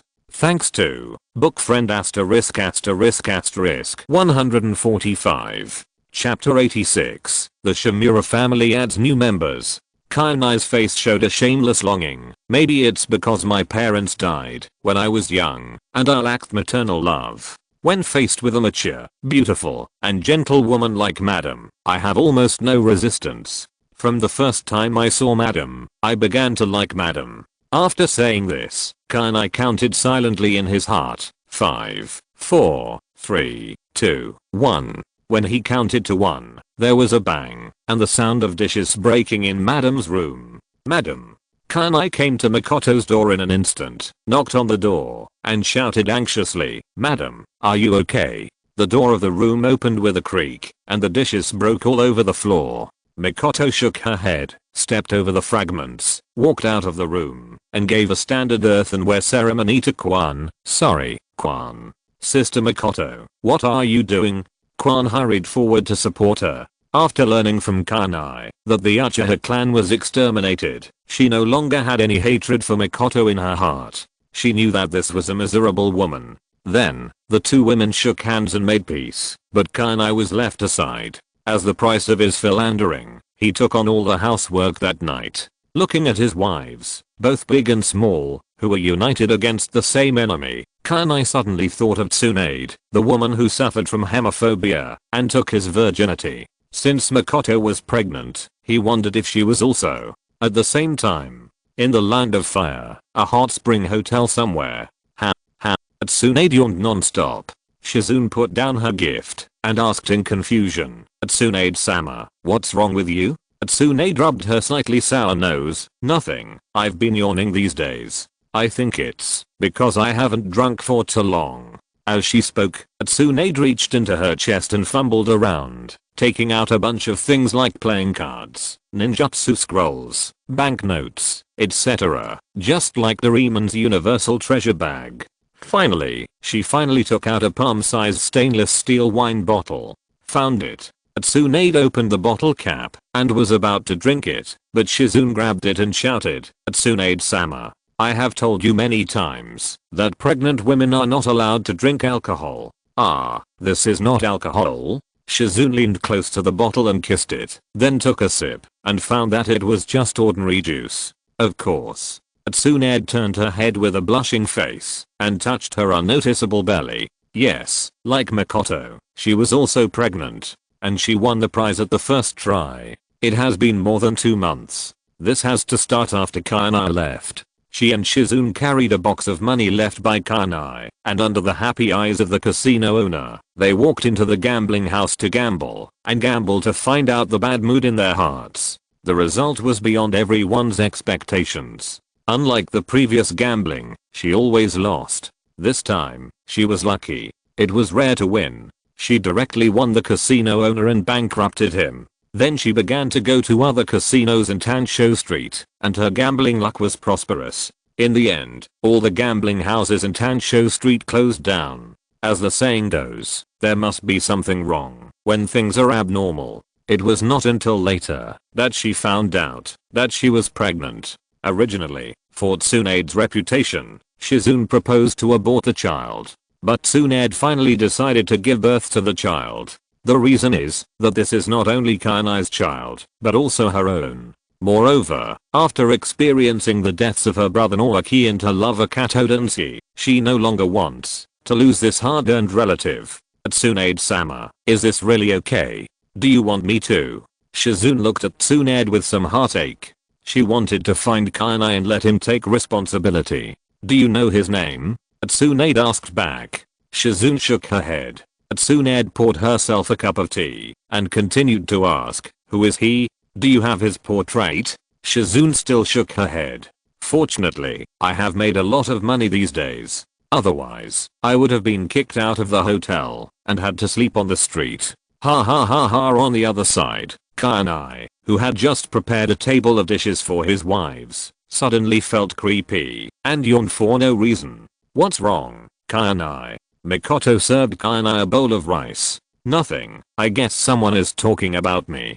Kainai picked up the rice bowl, took a bite, and thought to himself, Tsunade's tiger woman is not really pregnant. TSK, I'll take some time to go and see her tomorrow. I just don't know if she is still in Tansho Street. If she is, then I have to be careful next time. The fist of that tiger woman is not something that ordinary people can withstand.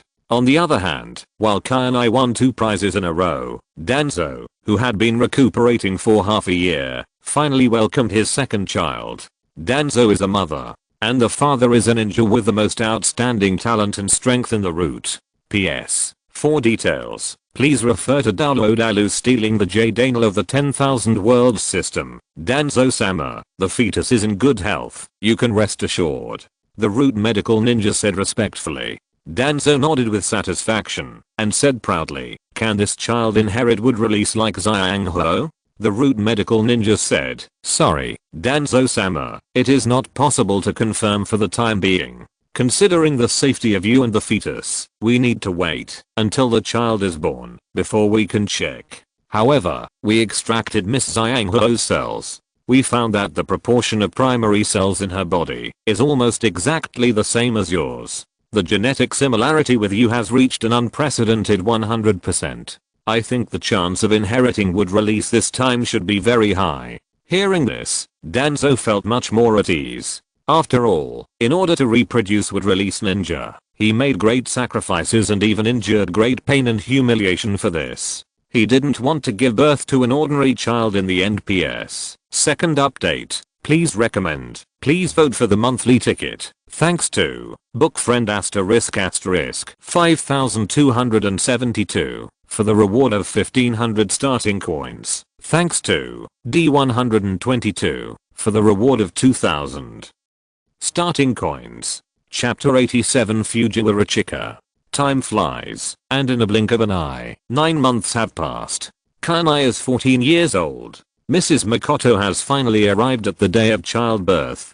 Since he found out that his wife was pregnant, Kainai has not gone out to perform tasks, and everything is done by the shadow clone and Jikang. Except for the Shianganju and Taijutsu, he almost suspended all ninjutsu training. Spend more time on Quan and Mikoto. In addition to practicing every day, he splits the shadow clone to guide Quan to practice. Under Kainai's teaching, Quan's strength is growing at a speed visible to the naked eye. Not only can he master the Sharingan skillfully, but he also has remarkable achievements in ninjutsu.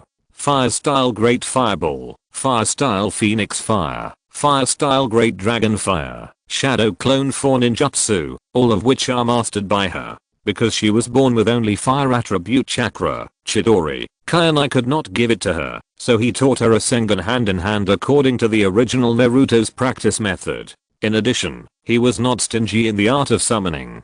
Using the scroll he got from Orochimaru, he signed a Lanti summoning contract for her. He became the second person after him who could summon Zinaya, and his wife lived a shameless life with Kainai. In front of Kainai, a wife-loving maniac, life was so comfortable. In the end, under Kainai's extra care, she finally walked out of the haze of Uchiha clan extermination and truly became Kainai's wife. In the Hidden Rain village, Kainai's residence, Kainai was waiting anxiously in the hall of the suite, walking around Mikoto's room, unable to stop for a moment. In the room, Xiaonan was delivering Mikoto, and Quan was helping her. This time, Kainai finally experienced the feeling of being a father for the first time. Even with the existence of Senzu and Xiaonan, a half-medical ninja, Kainai couldn't help but worry, even though he knew that Makoto would not be in trouble. Why? With the sound of the baby, the door of the room was opened, and Kwan walked out quickly, making a joyful sound. It's born. Kainai, Sister Makoto has given birth.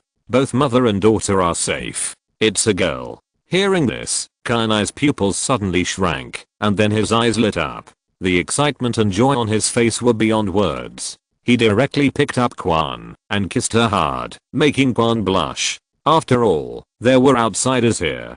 Kainai, Sister Zayanan is still here, Kwan said shyly. Kainai kissed Kwan again, not caring about Zayanan in the room at all. He gently stroked Kwan's cute little head and said with a smile, "Let's go in and see the wife and the child." As he spoke, Kainai walked into the room. Zayanan, who was holding the child, saw Kainai coming in, and the kindness on her face disappeared instantly, returning to the coldness of the past. Tomorrow, the organization will have a meeting and will assign new tasks. Don't be late. Putting the child in Makoto's arms, leaving such a sentence, Zayanan turned and walked out of the room. Kainai knew that Zayanan hated men who were unfaithful, so he smiled slightly and didn't care too much. He walked to the side of the wife and saw her weak and haggard appearance. He felt distressed and immediately took out a fairy bean from the system warehouse. Kainai, Makin was naturally familiar with the fairy beans. Seeing that Kainai was going to give her this life-saving thing to eat, she wanted to refuse immediately. But before she could finish her words, Kainai interrupted her. "Madam, you just gave birth and your body is very weak now. What you need most is recovery. You just heard that the organization will assign new tasks tomorrow, which means that I can no longer stay with you like before. For the sake of the child, you must recover quickly." After saying that, Kainai stuffed the fairy bean into Makin's mouth. Kwan also echoed, "Yes, Sister Makin, the most urgent thing is to recover the body." Hearing this, Makin looked at Kainai, then looked at Kwan, and finally set her eyes on the child. After a little hesitation, she opened her mouth and held the bean. "Just chew it, like you would ordinary beans." Kainai smiled. Makoto chewed it as she was told, and swallowed it under the watchful eyes of Kainai and Kwan. Suddenly, her pale complexion became rosy at a speed visible to the naked eye. It was impossible to tell that she had just given birth. This fairy bean is really magical. Makoto was shocked, and for a moment, she felt that she was in an unprecedented state. Kainai smiled slightly, without much explanation, picked up the child, and said, "Is this our daughter? She is as beautiful as you." This is a very beautiful baby girl, who inherited the excellent genes of Kainai and Makoto. Her facial features are very delicate, and her skin is not wrinkled, like other ordinary newborn babies. It is rosy and tender. Perhaps it was due to some sense of fate. The little girl stopped crying after Kainai held her in his arms. Her big round eyes blinked at Kainai, and her pupils were full of curiosity about the unknown world.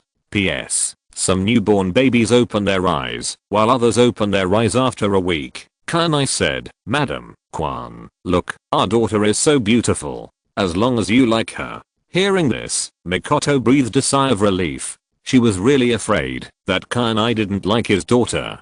Kwan also came over, looking at the cute little guy in Kainai's arms, and suddenly felt pity in her heart, and smiled. "Kainai, what do you plan to name this child?"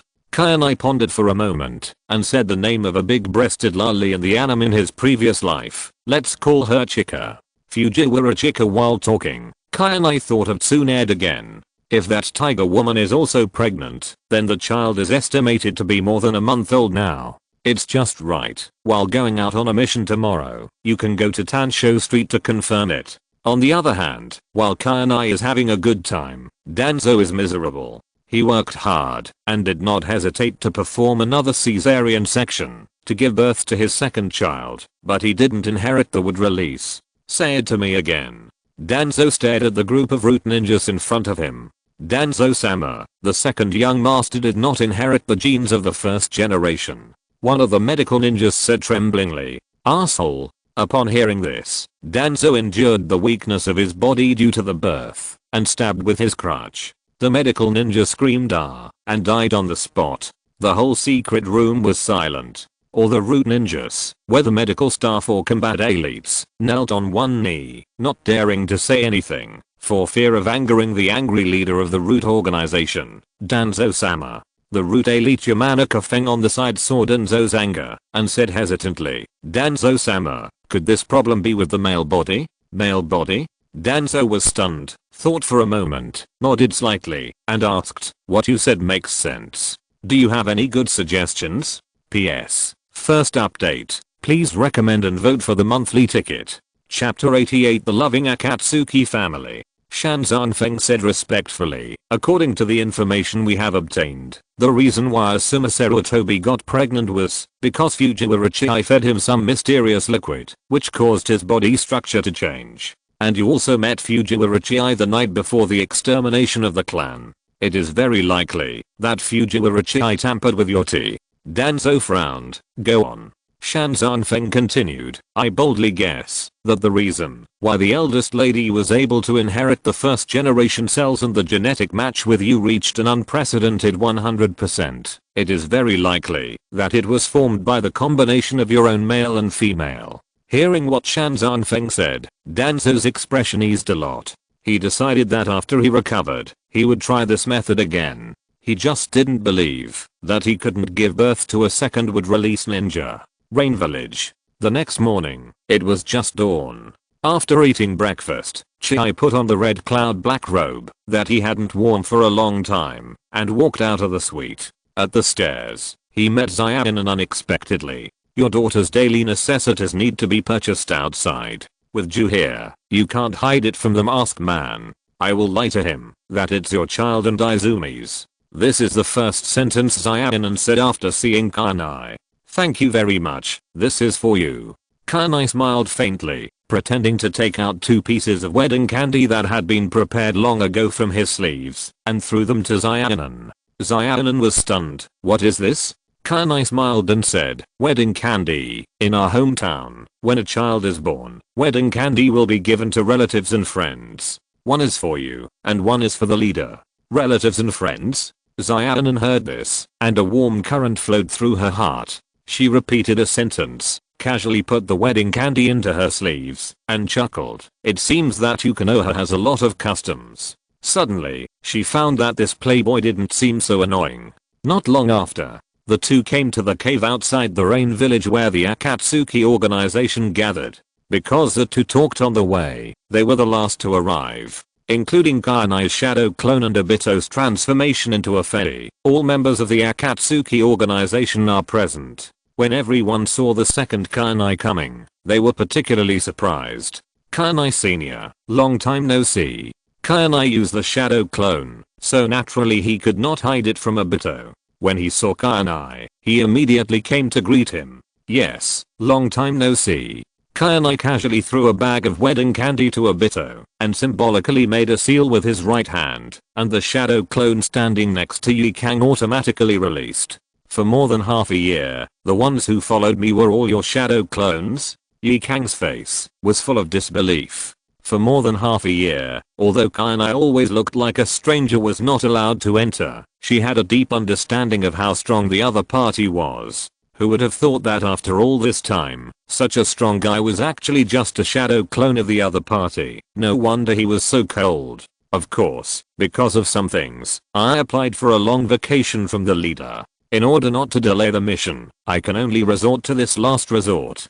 Kanai said while distributing wedding candy to the members of the Akatsuki organization. At this time, Obito, who got the wedding candy first, came over and asked with a smile, "Oh, Senior Kanai, what is this?" "As you can see, it's wedding candy."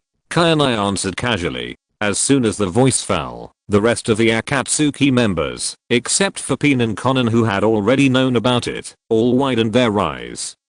Brother Kanai, are you married?" Deidara asked hesitantly. "Not really." Kanai's words made everyone in the scene breathe a sigh of relief, but his next sentence directly made everyone drop their jaws. Especially Obito and Obito. They all subconsciously thought that Kanai and Izumi had already achieved a happy ending. "I got pregnant before marriage. As you can see, I'm a father now." Kanai narrowed his eyes slightly. When it was the turn of the filial son, he did not give out wedding candy, but took out a thick red envelope, walked to Itachi, handed it over with both hands, and said with a smile, "Filial son, no, Itachi, because there is not enough wedding candy, I will take the red envelope instead. This is for you." Itachi hesitated, nodded slightly, and accepted the red envelope. He looked at Kainai again with a trace of guilt. After all, he wanted to kill Kainai and Izumi at the beginning. This made Zayanin and Pin on the side twitch their mouths. There is also the saying of New Year's money in the Naruto world. Generally, the elders give red envelopes to the younger generations during the new year. As the only two people who knew about it, they knew. Kainai's wedding candy is not enough. It is clear that, after seducing Itachi's mother, he gave a red envelope to this filial son who killed his father and mother as a stepfather. Poor filial son is still stupid and unaware. Kakuzu looked at the red envelope in Itachi's hand, as if he saw a thick stack of banknotes. He instantly felt that the wedding candy in his hand was not fragrant anymore. He wanted to go forward to find Kainai to exchange it, but then he thought of the fact that the other party would destroy his heart at any time, and finally he did not have the courage to go forward. Although Hiden, who was standing next to Kakuzu, was a thick-skinned person, he seemed to have opened his mind this time. He saw through Kakuzu's thoughts, peeled a piece of wedding candy, and threw it into the box, and said to Kakuzu with a gloating look, "Kakuzu, if you really want the red envelope so much, why don't you go directly to ask brother Kainai? If you are embarrassed, I can help you ask. Shut up, or I will kill you." Kakuzu's pair of green eyes widened, and he burst out with a strong murderous intent towards Hiden. Hiden relied on his immortality, and didn't take Kakuzu's words to heart at all. He smiled and said, "Then come and kill them, if you can do it." While the immortal duo was arguing, Hashigaki Kisame, the most polite member of the Akatsuki organization, walked up to Kainai and said respectfully, "I didn't expect that Mr. Kainai would have a child so soon. As a fellow rebel, it's really enviable. I know that Mr. Kainai likes to collect ninjutsu. This is a little gift from me." As he spoke, Kisame took out a scroll from his sleeve. "Water escape. Water dragon bullet? You are really polite." Kainai put away the scroll and looked at Kisame in surprise. Although he had learned this ninjutsu from the ninjutsu books of the Sarutobi family, he had never used it in front of others. Kainai was a little surprised that Kisame could give his own ninjutsu. "It's just a small gift, just a token of respect." Kisame responded and quietly retreated to Itachi's side. With the first one, there will naturally be a second one. After Kisame, Deidara sent a clay owl without chakra. Scorpion sent a puppet man, and attached the method of using chakra lines. Kakuzu gave 2 banknotes with great pain. Fiden gave the evil god necklace on his neck, but was rejected by Kainai. Konan gave a bunch of paper flowers.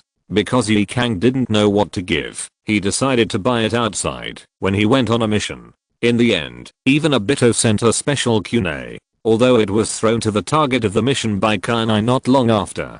For a time, the rare opportunity for Akatsuki to gather once or twice a year turned into a large-scale mutual gifting scene. This made Obito and Pin confused. Even they didn't expect that this killing group that had been gathered with great effort would show such a harmonious side now. In the end, after a farce, Pin redistributed the tasks. Everyone dispersed to various parts of the ninja world again. If you're listening to this novel on a channel other than Fanfic World, it means they downloaded and uploaded it without effort. We cordially invite you to visit our channel, Mundo Fanfic Novelos. There you'll find the original version of this story and you can explore many other novels of various genres. We're waiting for you to immerse yourself in a world of incredible novels.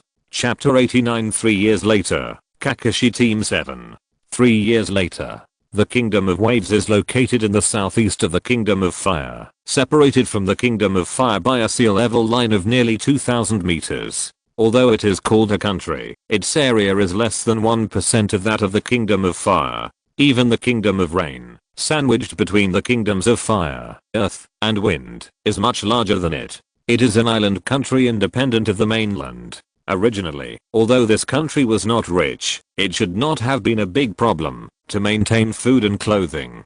But since the Kingdom of Waves was targeted by the world-class rich man Kado a year ago, this country has begun to be hungry. Kado hired a large number of men and ninjas, relying on financial resources and violence, and acted recklessly, instantly monopolizing maritime traffic and transportation, and controlling sea power, while charging high shipping fees to the people of Waves. He raised domestic prices in Waves, and made money crazily. As a result, this country, which cannot be any smaller, fell into dire straits. In order to resist Kado's atrocities, the people of Wave Country, led by Dazna, began to build a cross-sea bridge connecting Wave Country and the mainland. That was later called Naruto Bridge. At this time, the sky was just getting light, and the coastline was filled with thick fog. Under the unfinished Naruto Bridge, a small boat was drifting towards Wave Country at a constant speed.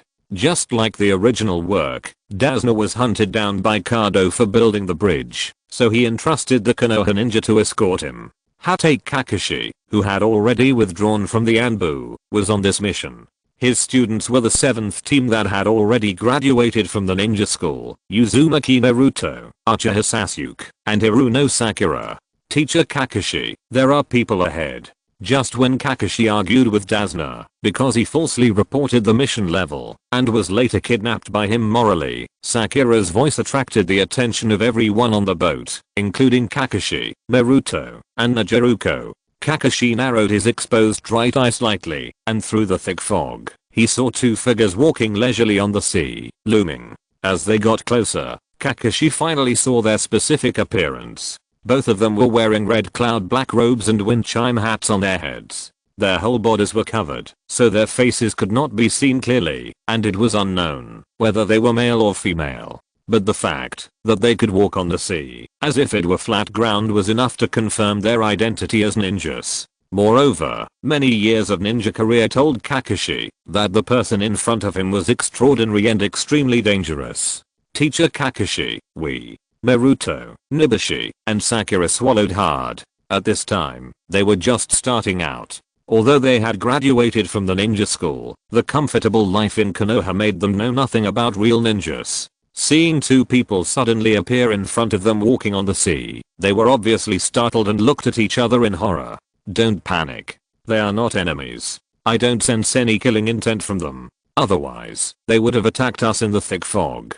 Boatman, keep a certain distance from them. Don't get close. Kakashi lived up to his reputation of 50-50. Even though he knew the two people in front were in danger, he quickly calmed down and made the best response plan. Yes. The boatman followed his words and slowed down the rowing.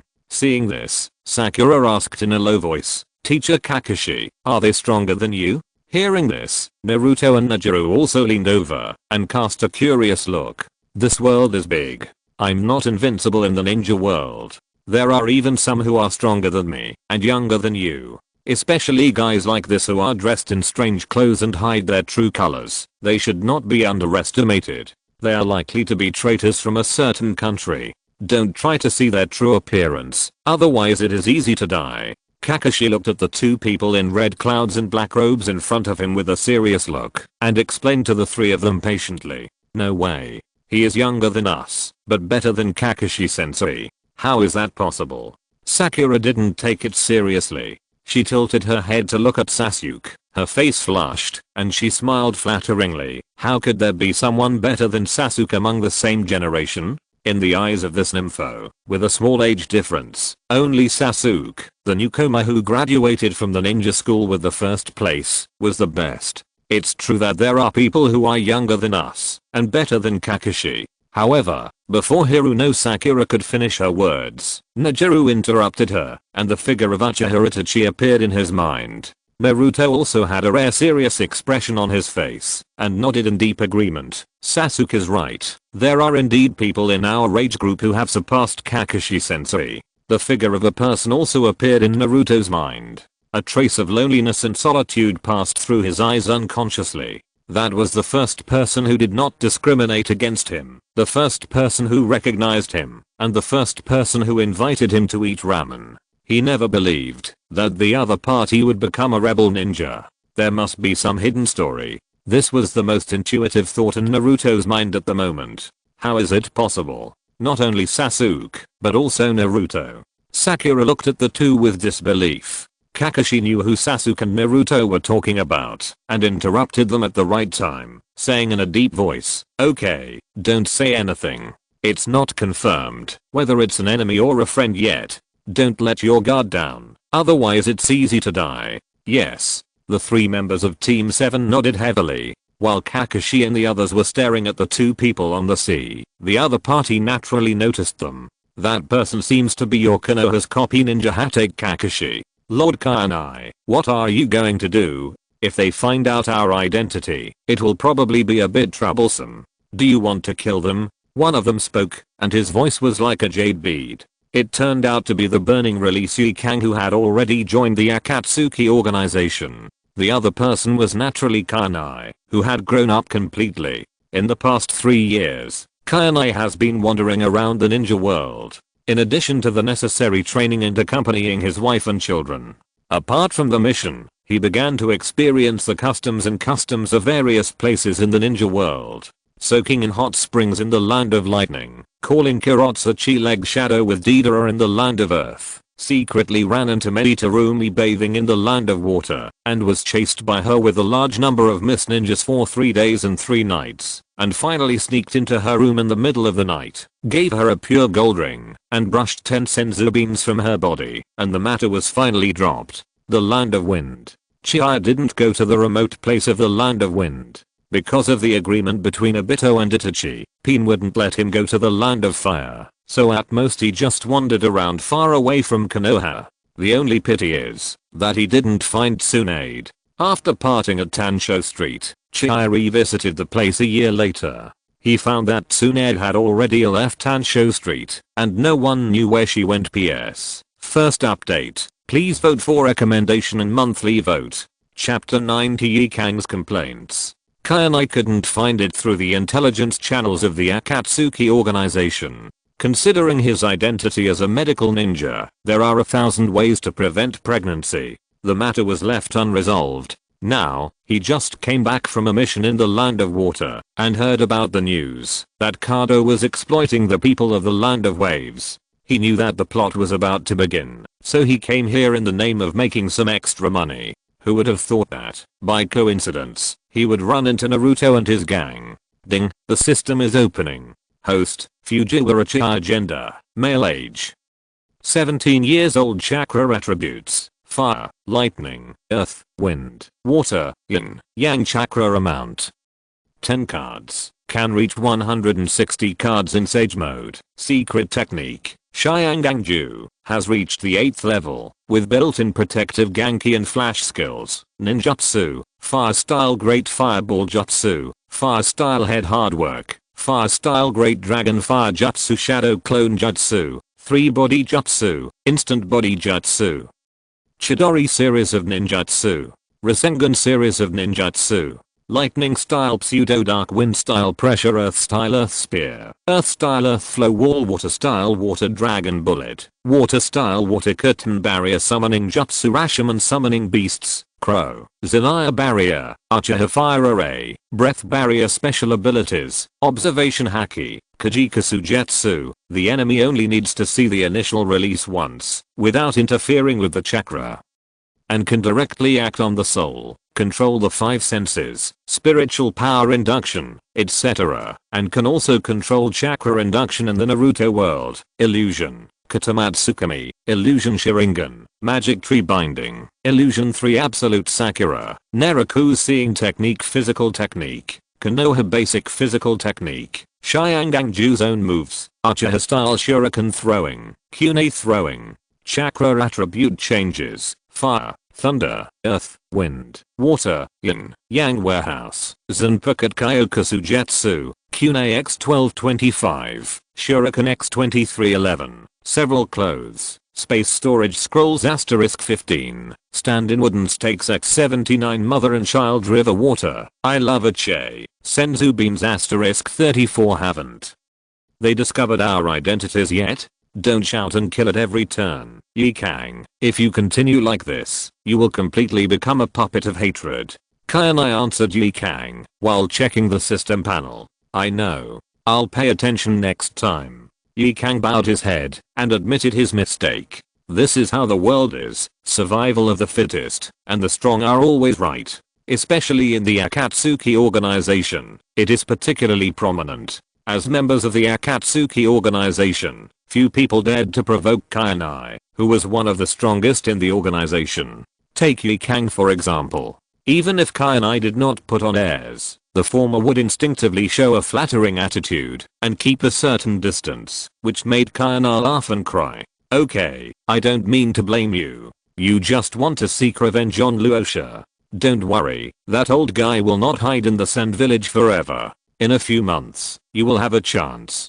Kainai chuckled. Really? Yi Kang's eyes lit up. Since joining Akatsuki, she has been working hard to hone herself. Just to one day take revenge on those sand village high level people who betrayed her. Of course.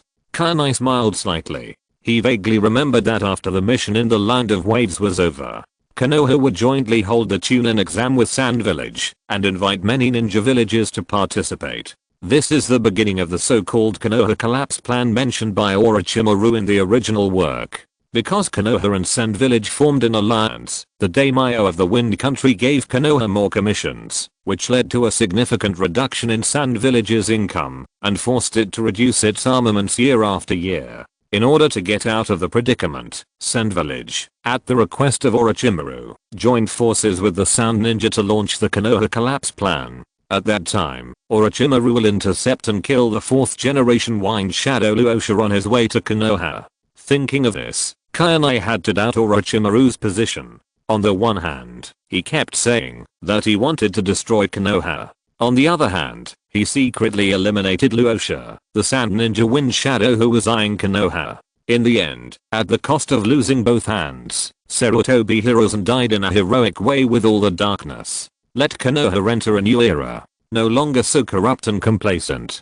Good guy. It feels that this guy, in addition to greedy for the body of the second pillar, has been protecting the so-called Konoha in an extreme way from beginning to end. No wonder he can be whitewashed in the finale. Not long after, Kainai and Yi Kang passed through the fog and came to the territory of the country of waves. Looking at the figures of Chiya and Yi Kang in the distance, Kakashi and his group who were following closely behind him breathed a sigh of relief. It's so scary. I thought they were here to kill me. Dasna breathed a sigh of relief after getting off the boat. It seems to be a false alarm. And Naruto once again returned to his usual carefree, attention-seeking appearance. Naruto, you are too complacent. Sakura punched Naruto hard on the forehead. While belittling Naruto, she did not forget to flatter Sasuke. Look at Sasuke, how calm he is. Sasuke snorted lightly, turned his head away in a very arrogant manner, and accepted Sakura's praise with peace of mind. Looking at the 3 problem children, Kakashi was speechless. Next, it was just like the original work. Through the snow rabbit discovered by Naruto, Kakashi realized the existence of Zabuza, and the two sides fought. Zabuza first performed the mist hidden technique, and when Kakashi needed to distract himself to protect Team 7 and Asuna, he successfully launched a sneak attack and performed the water prison technique, temporarily trapping Kakashi. Then Naruto and Sasuke teamed up to break it with the shadow windmill. The battle entered a white-hot stage. As for Sakura, she was just a bystander from beginning to end. On a big tree outside the battlefield, Kainai and Yi Kang silently observed the two fighting. Zabuza made a hand seal to cast the water dragon bullet, and Kakashi used the Sharingan to copy. Looking at Kakashi and Zabuza who made 44 consecutive hand seals before casting the water dragon bullet, Yi Kang was speechless and said to Kainai, "Master Kainai, what are they doing?" Zabuza performed the water-style water dragon bullet technique. Kakashi used the Sharingan to copy and counterattack with the same move. Kainai replied, "Of course I know it's water dragon bullet. By the way, does water dragon bullet have so many seals? I saw you perform it with one hand. Even Kisame, who has the most seals in our organization, can only use 3 or 5 seals. Wow, 44 seals. With this level of seal skills, I don't know how many times he has been killed. It seems that the so-called demons Abuser and Copy Ninja Hatake Kakashi are not that good. They are more or less famous for nothing." Yi Kang shrugged and spread his hands, complaining, Kainai suppressed a smile and said, "That's because your vision has become higher over the past few years as your knowledge and strength have improved. In fact, the initial version of Water Dragon Bullet had 44 seals, but it was simplified because Kisame and I have better control over our chakra. PS. Second update. Please recommend and vote for the monthly ticket. It will be on sale on Friday. Please pre-order." Chapter 91 Mixed Bath. Kainai's plan. Kainai continued, "Never underestimate any opponent. Let's not talk about Zabuza for now. Kakashi is the type who gets stronger when facing a stronger opponent. He can fight with anyone for a few moves. If you dare to underestimate him, it's easy to capsize in the ditch. Zabuza in front of us is a living example. Because those little ghosts distracted Kakashi's attention, he once had an absolute advantage and even used the water prison technique to trap the opponent. But because of blind arrogance, he put himself in danger. In this battle, Zabuza is bound to lose." While the two were talking, Kakashi once again copied Zabuza's ninjutsu water-style waterfall technique and used the Sharingan's prediction to take the lead, releasing a strong current of water, rushing Zabuza to the shore and hitting him hard on the tree. Finally, he threw a kunai and nailed Zabuza's limbs to the stump. It seems to be the case. Yikang did not comment, but glanced at the tree trunk behind him and whispered, "It seems that someone is hiding behind us and eavesdropping on us. What do you think? Do you want me to deal with her? No need. Let's go." Kainai shook his head, and his figure flashed and disappeared on the tree trunk. After a slight hesitation, Yikang followed closely. Strictly speaking, Kainai came here to see his old friend, and another purpose was to save Bei and prevent the tragedy from happening. Although he is not a saint, anyone who has read the original Naruto will feel sorry for Bei's death. This can be regarded as solving the second regret after Yikang. By the way, we can also add two capable helpers to our dear Mizukichi. Not long after Kainai and the others left, Bei slowly walked out from behind the tree trunk, bowed in the direction where Kainai left, and leaped towards Zabuza. On the other side, Kainai and Yikang had arrived at the residential area. Looking at the lifeless pedestrians around him, the whole country exuded an atmosphere of poverty, and Yikang couldn't help asking, "Can you really make extra money in this place?" Of course, making extra money is not robbing civilians, and there is nothing to rob from civilians. Kainai sensed the direction of Bei and Zabuza's movement with his observation haki, and the corners of his mouth rose slightly. When he walked to a hot spring hotel, he stopped and tilted his head to Yikang and said, "Do you want to take a bath? I'll treat you." "Take a bath?" Yikang tilted his head.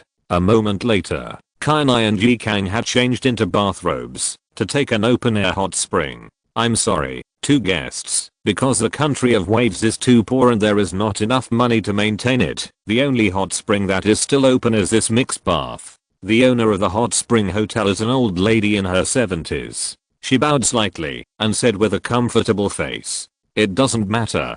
I'll take care of this store for the next week. Don't let anyone in." Kainai took out a stack of banknotes from his arms and threw it to the boss. "Ah, thank you, sir. Please rest assured that our store will be closed from today onwards, and we will not let anyone disturb you." The boss took the banknote excitedly. This money was a huge sum of money for them, enough to equal the annual turnover of the hot spring hotel. After the boss left, Kainai took off his bathrobe, and only the lower half of his body was covered by a white bath towel, revealing his fair and agile muscles. He entered the hot spring, leaned on the edge of the hot spring with both hands, and lay down. He took a long breath, with a look of comfort on his face. "Aren't you coming down?" Kainai tilted his head, and looked at Yikang. "Yes." Yikang responded respectfully, tremblingly untied his bathrobe, walked down the bathtub. His face flushed, and even his neck was stained with a layer of pink. Like Kainai, she was also wrapped in a bath towel, but she wrapped her upper body together. The bathrobe was wet and clung to her skin, outlining her curvy and delicate body to the fullest. "Relax, this is not the first time we have been in this bath, and I won't eat you." Kainai turned over and looked at Yikang with interest with an admiring look. When he saw the pure gold ring tied around her neck, he smiled, reached out and touched it, and said with a smile, "You are still wearing this ring?" "Yes, Lord Kainai, you said that I should keep this ring close to me and never take it off at any time." Yi Kang's cheeks became more and more red, and there was panic and fear in his eyes, as well as a hint of hidden expectation and joy. I have told you so many times, don't call me Lord. Kainai was a little helpless. Lord Kainai, you saved my life, and you often guided me in my practice, taught me ninjutsu, and treated me like a rebirth. I admire you as much as. Yi Kang looked up, looked at Kainai's handsome face, and talked freely. Hey, forget it, whatever you want. Kainai withdrew his hand without any interest, and lay down on the stone wall at the edge of the hot spring again. At this moment, Kainai suddenly felt a shocking touch on his back, and then Yi Kang hugged him from behind, saying timidly, if Lord Kainai wants, Yi Kang is willing to do anything for you. Kainai glanced at the bath towel floating in the water. Although his blood was boiling at the moment, he seemed to have no intention of taking action. He let go of Yi Kang's hand, picked up the bath towel, and draped it over her and her stunned eyes, and rarely acted like Eliuzahu. Kainai said seriously, I know you want revenge very much, and I promised to help you, but don't be blinded by hatred, and do things against your inner will. Compared with you now, I like the old Yi Kang more. At this point, Kainai gently stroked Yi Kang's head and smiled. Okay, let's stop here today, I'll go order some food. As he spoke, Kainai got up and walked out of the bath. Only Yi Kang was left with a confused look. Next, Zabuza began to recuperate, and Kakashi was unable to move for several days because his blue was exhausted due to the use of Sharingan. Naruto and Najaru began to learn to climb trees under Kakashi's instruction. Sakura lay down. The land of waves became quiet again. As for Chiya, she prepared in advance and sneaked into Kado's residence. She rarely used Sharingan to control him and let him raise funds with all his strength. A week passed like this. Chiya and Yi Kang, who had already put on Akatsuki robes and wind chime hats, stood at the door of the hotel. Sensing the two groups of people fighting between Kakashi, Sasuke, Zabuza and Haku, Chiya handed a pack of storage scrolls to Yi Kang. Yi Kang, that side is left to you. I'll wait for you on the cross-sea bridge. Leave it to me. Yi Kang took the backpack, responded respectfully, and disappeared on the spot. Her mission this time was to take away all of Kado's property. It's really troublesome. I've been in this world for so many years, and have killed so many people that I can't even count them. Today, I'm actually spending so much time on a completely unrelated person, and he's a boy. Kainai laughed at himself, and flew towards the bridge. PS. It will be available at 12 noon tomorrow, and there will be more updates. Chapter 92. Remarks on the release. It has been more than a month since I started writing the book, and it is finally going to be put on the shelves. As a Naruto fan for many years, this is King Gyo's first Naruto fanfiction. King Gyo will try to control it. I have been writing Dao fanfiction before. The endings are a bit sloppy. You may not believe it, but I have never read the original novel in its entirety. It is really Tang-san's mysterious operation that makes people uncomfortable. It feels like reading the original novel is a kind of torture, so that I feel like I can't write it in the later period. But this book is different. King Gyo will try to present a perfect ending to everyone. In addition, regarding the rules for adding more updates, the old rules after the release of the book are that for every first order exceeding 100, there will be 5 consecutive updates per day, and for the first order reaching 1000, there will be 5 consecutive updates for 10 consecutive days. After the average subscription is 500, for every 100, there will also be 5 consecutive updates per day, and for an average subscription of 1000, there will be 5 consecutive updates for 5 days. The first subscription and the average subscription can be superimposed. So, young people, subscribe more after the release of the book. If there are subscriptions, King Gyo will not sleep, and there will be 5 consecutive updates on the fan group Kidian introduction page. If you are a questions reader user, you can take a screenshot of your active points. As long as you have more than 700 active points, you can chat with me to join the group. General Communication Group 710,058,258. Answer Kidian or questions reader are fine. PS. The fan group will update the extra chapters from time to time. By the way, I will recommend some old books. Dao, Stealing the 10,000 Worlds System, Fighting through the heavens, Yabeo's system, people in Daoluo, trick Zhao Wu's soul ring. Chapter 93 Saving Bei. When Kyuubi arrived, the battle had already entered a fierce stage. The second pillar was beaten every day. He pretended to be powerful at first, and then was tortured to death by Bei's ice escape secret technique, magic mirror ice crystal. He was stabbed into a hedgehog by the 1,000 books. It was not until Naruto arrived that he got a chance to breathe. Zabuza fell into Kakashi's trap step by step. After the beheading sword was stained with Kakashi's blood, he performed a mist-hidden technique so that the entire bridge was covered by fog.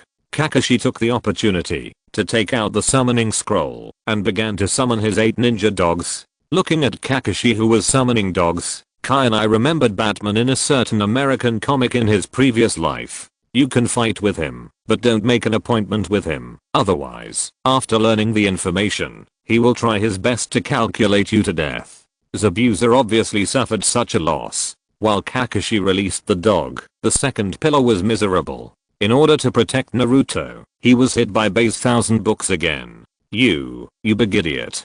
Sasuke forced a smile. Naruto's body trembled slightly, his eyes widened. Why did you save me? How should I know?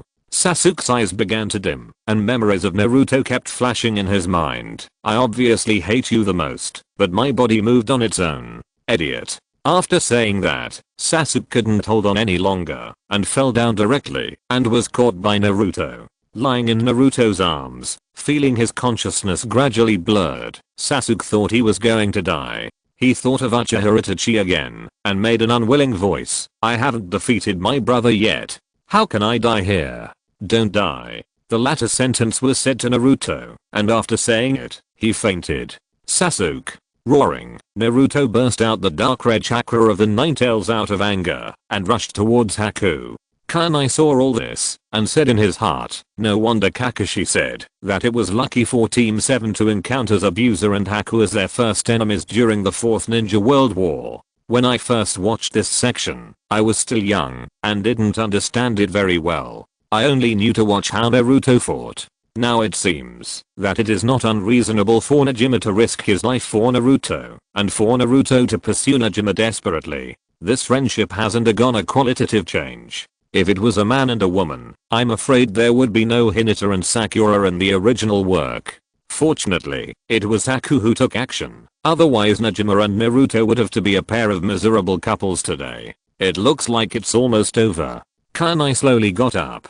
The battle has come to an end. At this time, Zabuza has been bitten by Kakashi's 8-headed ninja dog, and Kakashi released Reikari, ready to end Zabuza's life. Bei was also defeated by Naruto, who burst out the Ninetales chakra. She thought she had lost her value, and was determined to die, ready to block Reikari for Zabuza. Just when Bei used the water flash body to block Zabuza, Kyuubi moved. He intercepted Bei at a faster speed than Bei, and then used the shadow clone to transform into Bei's appearance, and blocked Kakashi's Reikari. Why did you save me? Bei recognized Kyuubi. It would be too pitiful for you to die now. Don't feel that you have lost the meaning of life. Zabuza doesn't just treat you as a tool. Next, you just wait and see. Kyuubi looked at the shadow clone that blocked Reikari for Zabuza. It still didn't disappear. He thought to himself that it seemed that Kakashi had really wasted his time these years. It was not as fierce as the Shippuden. He just hypnotized Kakashi's perception with the mirror flower and water moon, making him think that he had killed Bei, and then wrapped a layer of protective aura on the shadow clone. Who would have thought that Kakashi's Reikari could not break through the shadow clone's protective aura, which was far inferior to the original body. The impact it produced could not even make the shadow clone disappear. Kakashi gently put the shadow clone down, and then began to beat Zabuza unilaterally. In a few strokes, he used Kyuubi to disable Zabuza's 2 arms. At this time, Kado, who didn't know he had been robbed, rushed over with a large group of thugs. While saying extremely insulting gossip, he stepped on Bei's body with his feet. Under Naruto's mouth-to-mouth preaching, Zabuza finally opened his heart and burst into tears. Biting the Kyuubi, he killed Kado. Master Kyuubi, is this what you call mouth-to-mouth? At some point, Yikang had rushed over, appeared beside Kyuubi and Bei. That's about right. Kanai responded and turned his head to look at Bei, who was also in tears, and said, "Now, do you still think that you are just a tool of Zabuza? I'm Zabuza-sama." Bei looked at Zabuza, who was fighting alone in the crowd, his voice trembling, and tears could no longer be stopped. This scene made people cry, and even Yi Kang was touched. She took the initiative to ask Kainai, "Sir Kainai, please allow me to take action." "No need." Kainai shook his head and snapped his fingers casually. The shadow clone that had become Bei's corpse suddenly moved, picked up a katana on the ground, and rushed into the crowd. The speed was as fast as a ghost. In just a moment, there was no one alive in the crowd, except Kado and Zabuza. How could it be? Isn't that child dead? The sudden resurrection of Bei and the outbreak of such a tyrannical strength obviously scared everyone in the field. Kakashi was shocked and lost his voice. Naruto and Zabuza were so happy that they shed tears, and they were happy that Bei was still alive. As for Sakura, as a burden, she didn't know what happened at all, and she didn't know whether Sasuke was dead or not. She just kept crying on him. "It's very simple, because he is not dead." Kainai's voice suddenly sounded in the mist. He and Yi Kang were wearing red cloud black robes, wind chime hats on their heads, and slowly walked out of the mist with Bei. At the same time, countless cherry blossom petals suddenly floated in the sky, and the illusion, the falling cherry blossom Nami Jutsu, was activated. Except for Kakashi, Zabuza, and Kado, who was intentionally left by Kainai. Everyone fainted instantly. "This is an illusion, you are." The familiar voice came into his ears, and Kakashi's pupils suddenly dilated.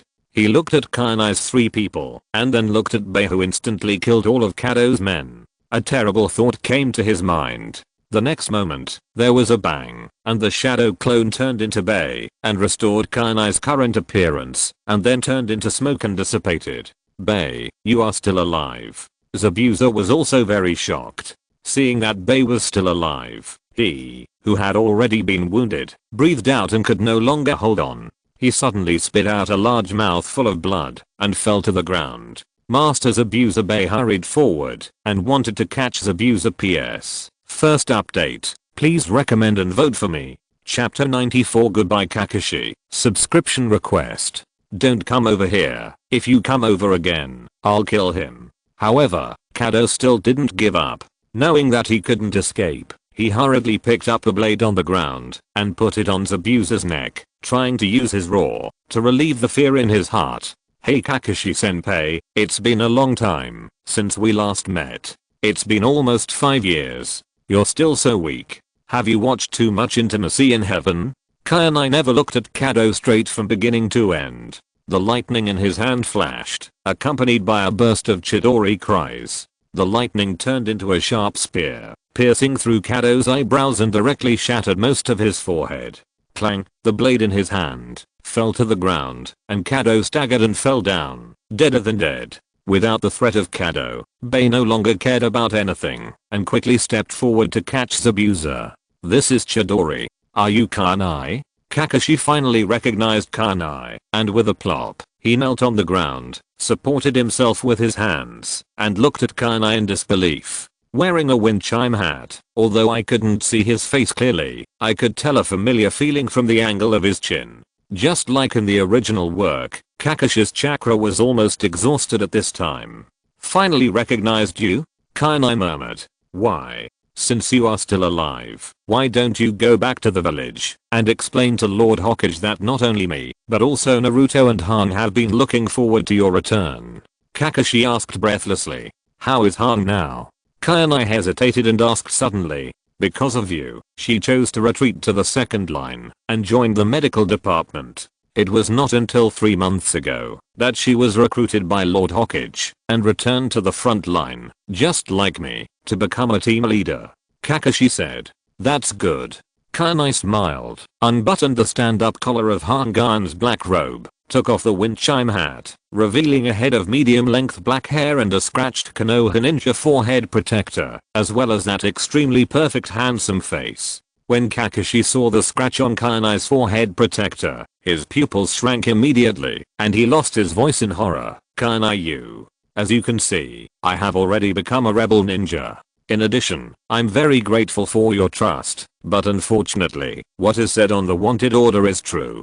Just like Uchiha Itachi, I wiped out the Uchiha clan. I also wiped out the Sarutobi clan and the Shimura clan. Not only them, but also Sarutobi Hiruzen's eldest son and daughter-in-law were killed by me. Kayanai shrugged slightly and said with a harmless face, "Why? Why did you do this?" At this moment, Kakashi felt that his worldview was unprecedentedly attacked. The person who used to be so sunny in his eyes, with elegant manners, kind and polite, and respected by many people in Konoha. Actually, he would do such a thing. Why? Kayanai put on his hat again, and imitated the tone that Obito used to say to the fourth Hokage, and said, "You can think of it as a long-planned plan, or you can say it's just out of interest. If you have to say it, it's probably to eliminate the termites for the big tree of Konoha." "What does that mean?" Kakashi asked with a frown. Kayanai casually swept a stool from the system warehouse, sat down, and continued, "Kakashi, you are a smart man. It's a pity that due to the influence of the environment, your vision has become narrow. As the captain of the Anbu, you were ordered by Sarutobi Hiruzen to collect the bodies of the Uchiha family. You must have also participated in the work of collecting the bodies of the Sarutobi clan. Didn't you realize that something was wrong at the time?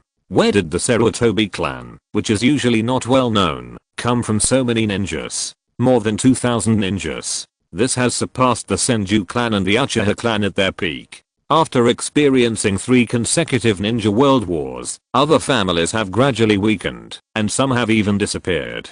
But the Sarutobi clan is growing stronger. Have you noticed that, except for that idiot Sarutobi Asuma, there is not a single ninja from the Sarutobi family whose name can be called, not to mention meeting them on the mission. Isn't this enough to explain something?" At this point, Kayanai took out 3 bottles of water from the system warehouse, threw one to Yikang who was standing behind him, and one to Kakashi. Kakashi took the bottle of water, but did not drink it. He just stared at Kayanai silently, recovering his chakra, while waiting for his next words.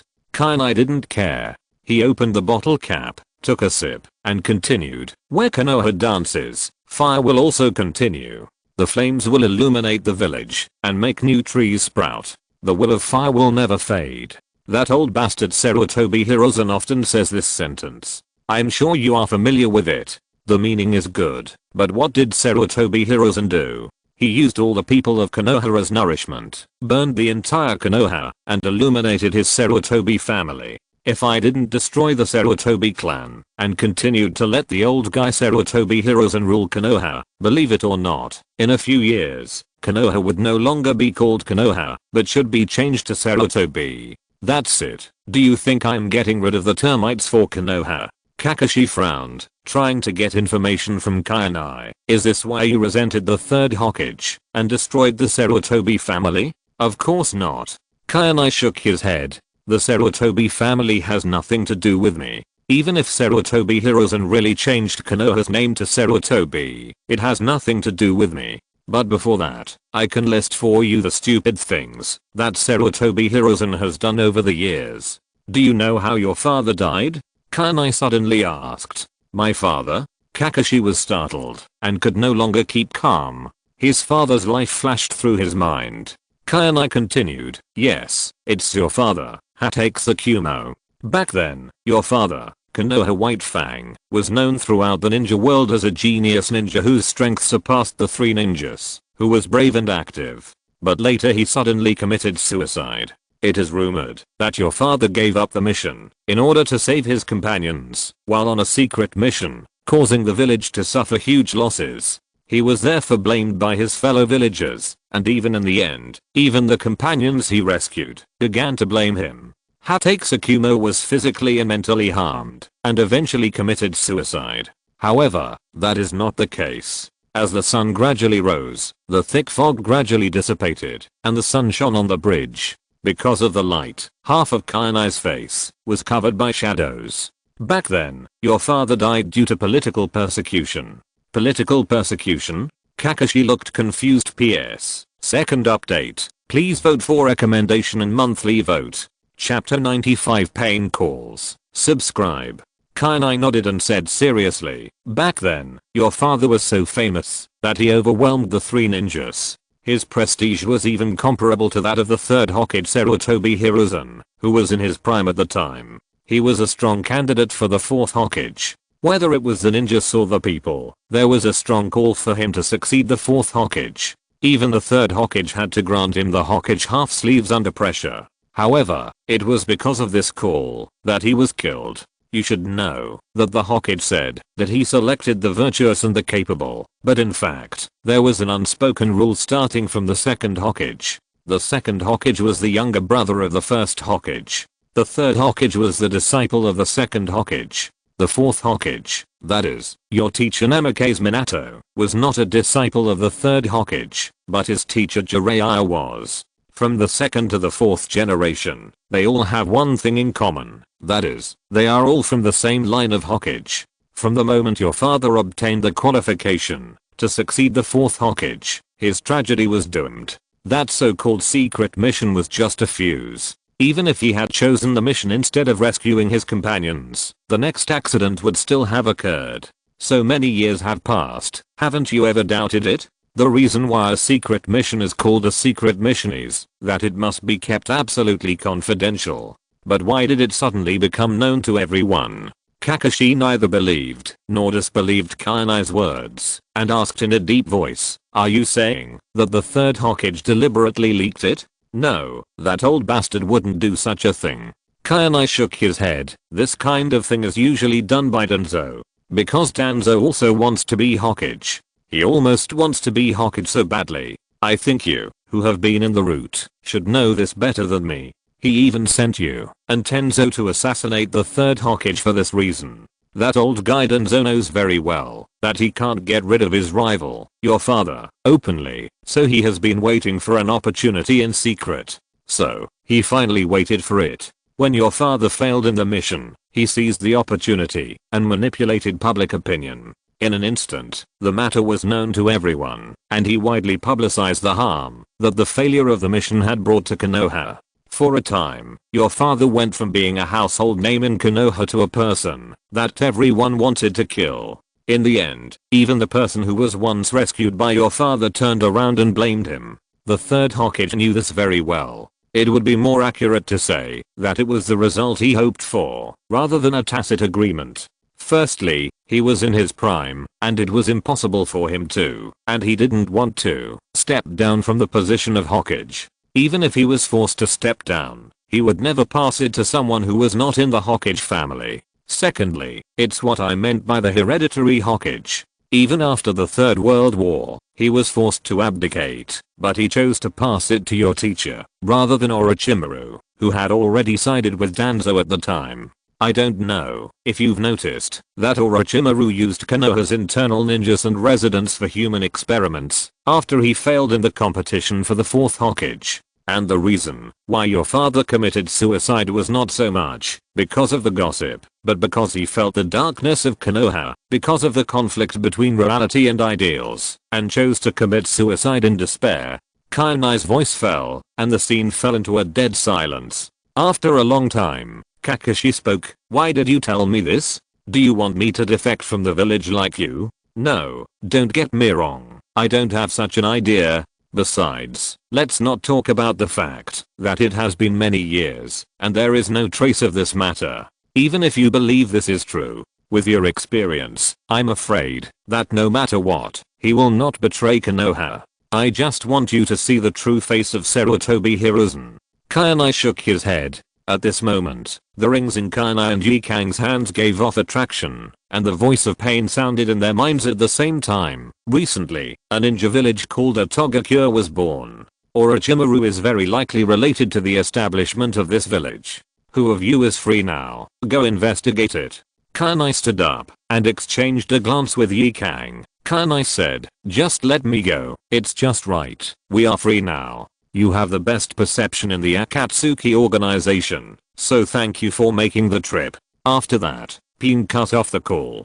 Kainai stood up, put away the stool, and said to Kakashi, it's such an unfortunate coincidence, Kakashi-senpai, we are meeting again. I originally wanted to talk to you for a while, but it seems that it is not possible now. The next time we meet, due to the problem of our positions, we may have to use swords against each other. In addition, it will not be good for you to tell the third generation about what happened today. Of course, it doesn't matter much if you tell him. Now Konoha has lost many talents because of the old guy's tricks. Even the Sarutobi family that he cultivated by squeezing the nutrients of Konoha has been destroyed by me. There is really nothing to be afraid of. If I really want to destroy Konoha, it will not be more difficult than the annihilation of the Sarutobi clan and the Shimura clan. After saying that, Kainai walked towards Zabuza and Bei. Yikang took a deep look at Kakashi and followed closely behind. Looking at the receding backs of Kainai and the other person, Kakashi secretly groaned in his heart.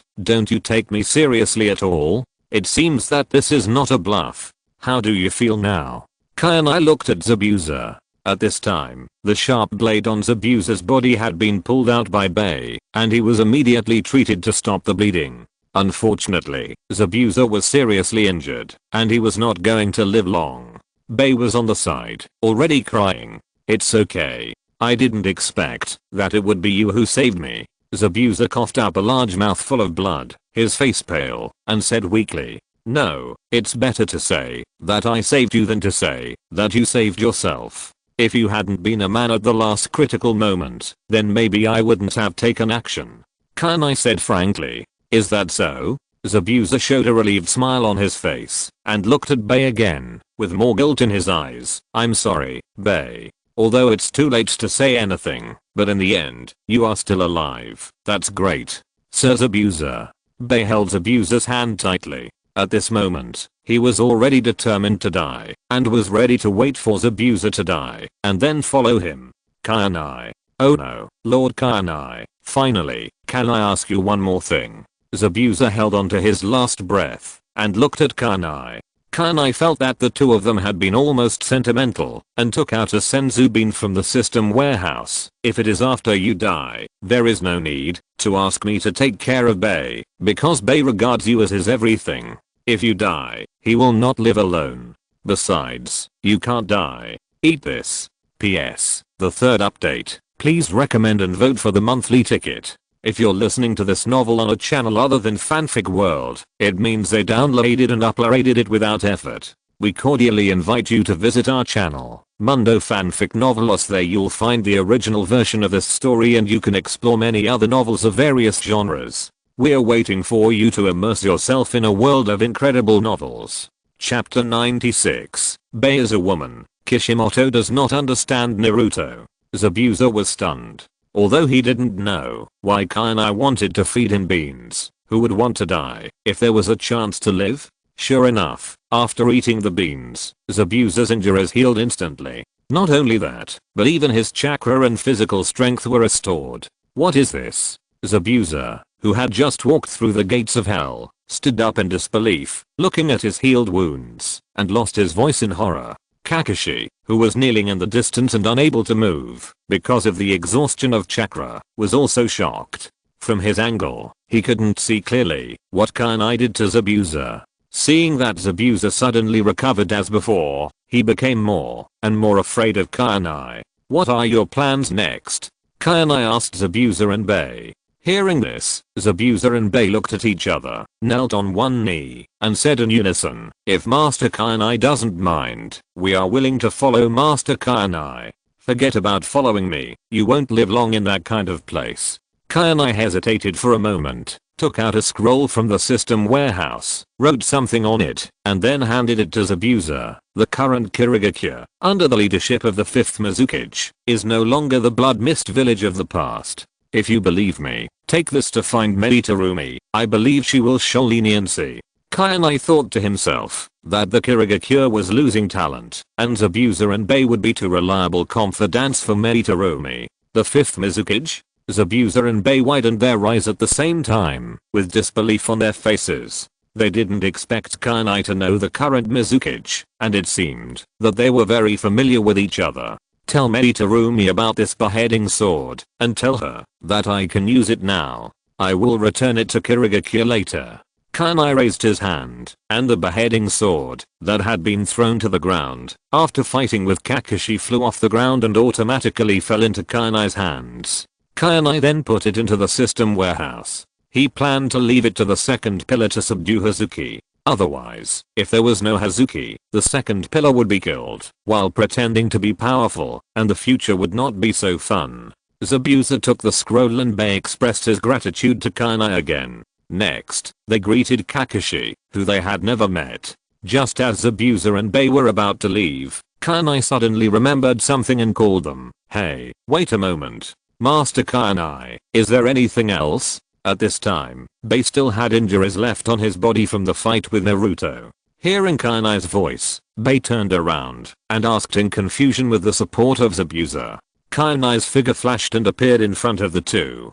Kakashi on the side was suddenly startled and thought to himself, it's so fast that even the Sharingan can't see through it. Kanai ignored Kakashi and looked up and down at Bei with a beautiful face and soft black long hair. From top to bottom, no matter where you look, she looks like a girl with red lips and white teeth. Not to mention Adam's apple, there is not even a trace of male characteristics. He was a little suspicious of Kishimoto, who didn't understand Naruto at all. In order to show that men can survive better in the ninja world, he drew a woman and said it was a man. After a little hesitation, Kanai asked the question that confused him into lives, are you a man or a woman? Kakashi and Zabuza both had black lines on their foreheads at the same time. They didn't expect that such a strong guy would be entangled in such an insignificant issue. Bei smiled slightly and gave an unexpected answer. If someone else asked, I would say I'm a man without hesitation. But if it is Master Kanai, I can tell you openly that I'm a woman. Female? Hearing this, Zabuza was obviously shocked. Bei quickly apologized. I'm sorry, Master Zabuza, because you once said that women have no room to survive in this cruel world. In order to stay by your side, I had to hide my gender. Zabuza said and suddenly realized, is that so? It doesn't matter. All this is not important anymore. At this time, Yikang came over. Master Kanai, we should go. Senior Kakashi, we will see each other soon. Leaving this sentence, Kanai and Yikang disappeared on the bridge at the same time. Looking at the disappearing figures of Kanai and Yikang, Zabuza and Bei bowed at the same time. Bei said in his heart, Master Kanai, I will help you have a bright future and prosperous military luck. Then, the two of them greeted Kakashi again and slowly disappeared at the end of the bridge. Only Kakashi was left with a confused look on his face. He thought to himself, it seems that it is a troubled time again. What is Kanai's position now, and who is the woman next to him? Why does Kanai know so many secrets? He even knew that he was once bewitched by Denzo and assassinated the third generation with Tenzo. And who was he talking to before? While Kakashi was thinking, the illusion was automatically lifted, and Naruto, Sakura, Dasuna and others woke up slowly. Naruto looked at Kakashi in front of him with a confused look on his face, scratching the back of his head and asking, Teacher Kakashi, what happened? Why did we all faint for no reason? It may be difficult to explain. Anyway, it's okay now. Kakashi said perfunctorily. He didn't know how to tell Naruto. What about Zabuza and those bad guys? And Bei's body is missing too? Naruto looked around. When he saw the dead bodies all over the ground at the end of the unfinished bridge, he was so scared that he collapsed to the ground. There are so many dead bodies. Don't worry, those are the bodies of Kado and his group. Zabuza and Hakuya are alive and well. They have returned to their original villages. Kakashi said. Is that so? Hearing this, the fear on Naruto's face disappeared instantly, replaced by relief, and he exclaimed, that's great. At the same time, the two pillars also woke up. Sakura praised Sasuke's strength and took the initiative to avoid the vital points while shouting to Naruto and Kakashi, Kakashi teacher, Naruto, Sasuke is fine. He's awake. As the saying goes, good things come in pairs. Led by Dasuna's grandson, the people of the Wave Country who were touched by Naruto's words picked up their weapons and rushed over. Seeing this, Kakashi and Naruto smiled at each other, and everything was said without words. The trip to the Wave Country ended successfully. On the other side, Kanai and Yikang returned to the mainland. Master Kainai, why did you do so much for those two unrelated people? Yi Kang did not ask the question until they were far away from the land of waves. Kainai smiled, looked back at the direction of the land of waves, and said something meaningful that made Yi Kang puzzled. Just like when I saved you from the hidden mist, it was probably to prevent me from feeling unhappy. PS. 4th update. Please recommend and vote for me.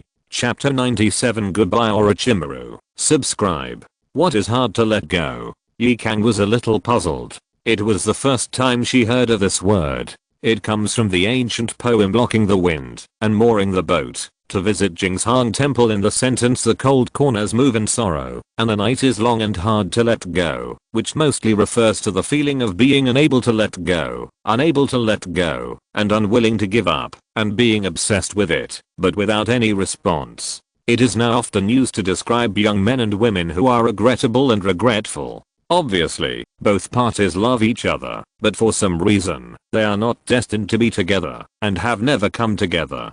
Kainai answered, and he remembered Yun Yun in the previous life of Land Crossing's novel Fights Break Sphere. Zio Yan, a dog thief, came out to get beaten. Yi Kang suddenly realized that let alone Kainai, even if she saw Bei Zianshan blocking Reikiri For's abuser, she would be touched. If Bei really died, it would be hard to let go. Then for Kainai, which type does she belong to? Lord Kainai, I have another question. Yi Kang skipped the previous topic. Ask.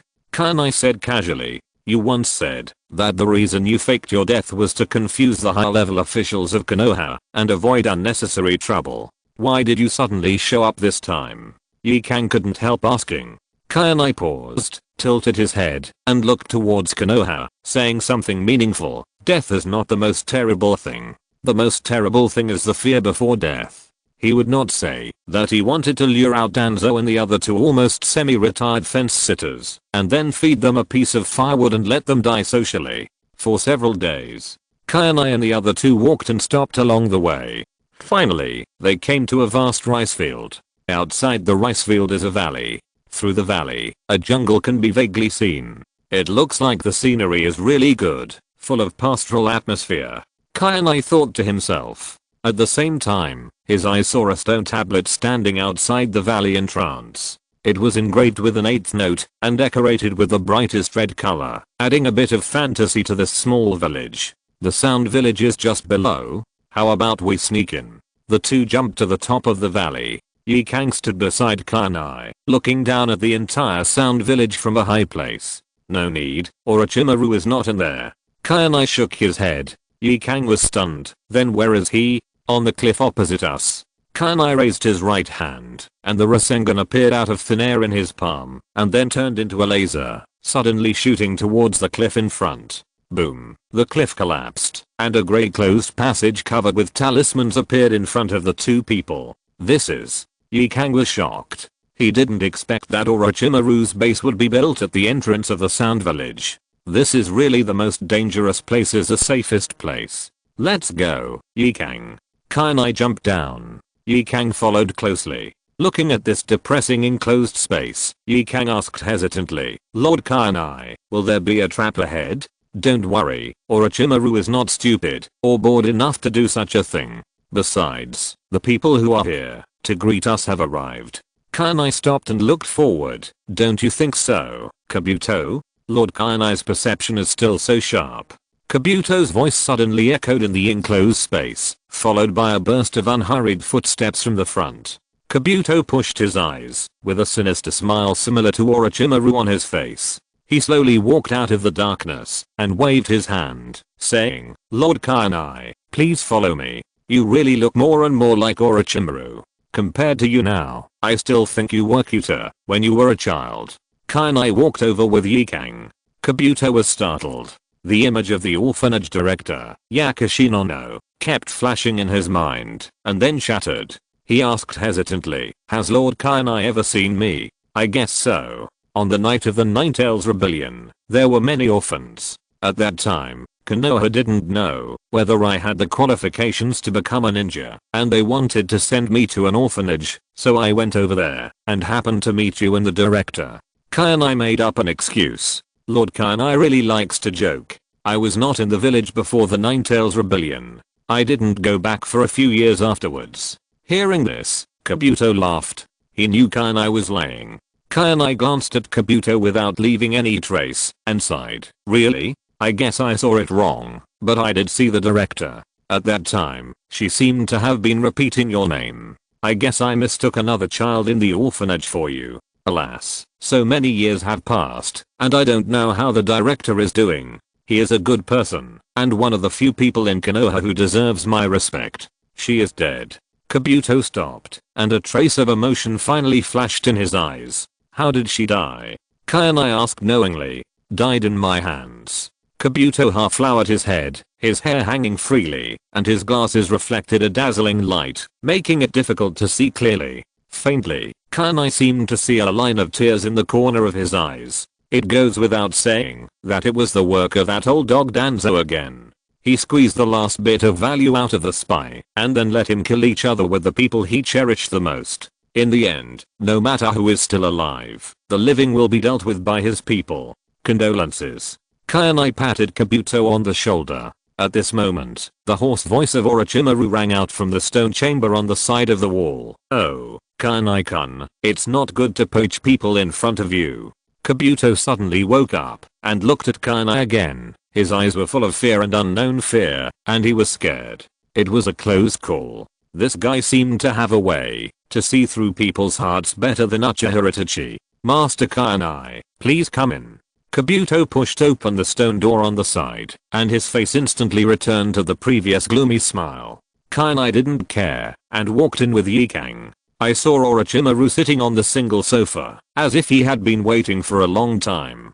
Kainai-kun, long time no see, and this should be the former hero of the Sand Village, Yikang of the Scorch Release. I have heard of your name for a long time. I didn't expect you to join the Akatsuki organization, and you can team up with Kainai-kun. You are really lucky. Orochimaru stretched out his thick tongue and licked his lips. Yikang made a TSK sound, glanced at Orochimaru with disdain, and sat on the long sofa opposite Orochimaru with Kainai. Kainai looked Orochimaru up and down and asked, "You seem to know we are coming." Orochimaru chuckled and said, "Of course. Kainai-kun has been extremely active in the ninja world in recent years. Among the 5 major countries, except for the decaying Konoha, I'm afraid there is no one who doesn't know Kainai-kun's name." The two of you traveled along the way, stopped and walked, and did not deliberately hide your tracks. It's hard not to know. Changing the subject, the smile on his face instantly restrained, and a pair of long golden pupils stared at Kainai, and suddenly asked,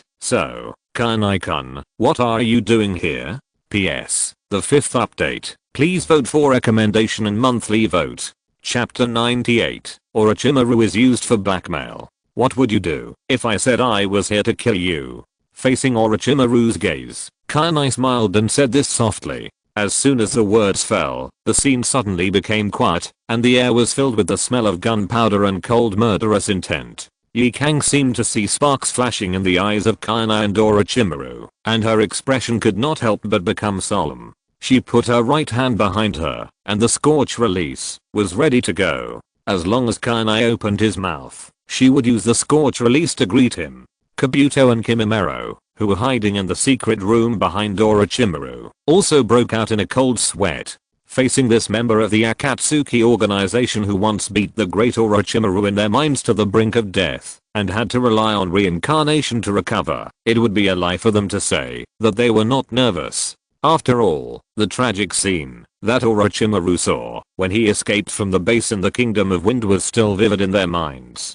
After a while, Orochimaru spoke first, breaking the silence. He chuckled and said, "Kainai-kun is really good at joking. There is no grudge between you and me. If you want to kill me, last time was the best opportunity. If your terrifying wind escape had not been deliberately deflected, I'm afraid I wouldn't be able to sit here safely today." Oh. It seems that Mr. Orochimaru knows a lot.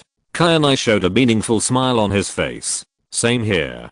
Kainai-kun, please tell me why you are here. Orochimaru said. The leader heard that the establishment of the Sound Village is likely related to you, so he specially sent the two of us to investigate. That's about it. Kainai said calmly. Orochimaru did not show the slightest surprise and chuckled. So what is Kainai's real intention? I heard that Mr. Orochimaru has been in close contact with the Sand Village recently, preparing to implement the Konoha collapse plan, but you don't seem to want to get the advantage for nothing. You plan to kill the 4th Kazekage before the Chunin exams, and then take his place, pretending to be him, enter the Konoha arena openly, approach the 3rd old man, and then have a touching master-disciple contest with him in full view of everyone. I wonder if this is true? Kainai narrowed his eyes slightly. You even know this? Orochimaru was suddenly shocked, and then asked, then Kainai, are you going to stop me? Why should I stop you? I wiped out the entire clan of the old man of the 3rd generation. One more or one less won't make a difference. Kainai curled his lips, stretched out his thumb, and pointed at Yikang beside him. It's just unfortunately a coincidence that the beautiful woman next to me has a great hatred for the 4th Kazekage, that kid Rasa. So I hope that when Mr. Orochimaru wants to kill Rasa, he will also count the 2 of us. Hearing this, Orochimaru looked at Yikang deeply. A hint of surprise flashed across his eyes, and he murmured, that's interesting. But is this okay? Kainai, I'm a traitor of the Akatsuki organization. Not only have you let me go again and again, but you also came to me for cooperation. If Pin finds out, it will be difficult for you to explain to the Akatsuki organization. You don't need to worry about that. But then again, Mr. Orochimaru seems to owe me something. Kainai chuckled. Orochimaru was stunned. What is that? Mr. Orochimaru is really a noble man who forgets things easily. Have you forgotten that when you defected from the Akatsuki organization, you used 3 things to buy a life from me? Kainai chuckled and said, if Mr. Orochimaru can't remember, then things will be troublesome. Kainai, you are joking. Flying Thunder God is a space-type S-level ninjutsu developed by the 2nd generation Hokage. Only the Hokage or the successor of the Hokage is qualified to practice it. How can I have such a thing? Orochimaru simply played rogue. He was very afraid of Kainai. If this kind of time and space ninjutsu fell into Kainai's hands, with his terrifying learning talent, it might be possible to practice it. By then, what will happen? If it's not good, it will leave mark on him or his men. Although he can rely on the snake-style substitute to remove the mark, but his men can't do it. He doesn't want to put himself in a passive position because of this. Is that so? Kainai pursed his lips and smiled. Yes, that's it. I'm very sorry, Kainai-kun. Orochimaru pretended to be innocent. It's okay. Kainai smiled, and then changed the subject and asked suddenly, I heard that Mr. Orochimaru kidnapped an orphan of the Kaguya clan in the Hidden Mist village a few years ago, the one hiding in the secret room behind you. It seems that you are going to use him as a new container, and he is also very happy. But after losing to Itachi, you fell in love with his brother, Uchiha Sasuke. You seem to be still struggling to choose which container is more suitable. So what? Orochimaru frowned, with a dangerous look in his eyes. Nothing, just want to remind you that, although the corpse veins of the Kaguya clan are powerful, they are very prone to blood inheritance disease. The stronger the blood inheritance talent, the more so. Kimimaro can be chosen by you, so he must be the best among them. I'm afraid he is now terminally ill. In other words, you only have Sasuke as your best choice now. What if I destroy him, before you get him? Kainai threatened. He vaguely remembered that after Orochimaru lost to Itachi, he began to be obsessed with Itachi's body. But because he couldn't beat him, he had to settle for the next best thing, and decided on Kimimaro, and trained him with all his heart. But he found out that Kimimaro was a sick man. So he had to turn his attention to the 2nd pillar, who was still playing the ninja game in Konoha. Therefore, there was a Chunin exam, and Orochimaru planted the curse seal on the 2nd pillar. Orochimaru felt extremely aggrieved for a while. He was so angry at Kainai that he couldn't speak. He was threatened. He, Lord Orochimaru, was threatened again, and it happened to the same person. Don't be angry. To be honest, Nizuzi, Itachi's younger brother, has nothing to do with me. I just want to get Flying Thunder God. As long as you give it to me, maybe I can let you get unexpected gains in the Chunin exam. But don't tell me that you don't have Flying Thunder God again. I know that you were once a candidate for Hokage. Even Jiraiya's apprentice, who is also one of the 3 ninjas, can get it. You are obsessed with various ninjutsu. I don't believe you haven't seen it. Kanai said with a smile. Kanai, are you threatening me? Orochimaru narrowed his eyes slightly and stood up suddenly. Suddenly, an extremely powerful chakra burst out. Various experimental equipment was scattered all over the stone room. Even the sofa behind Orochimaru was blown up and smashed against the wall of the stone room.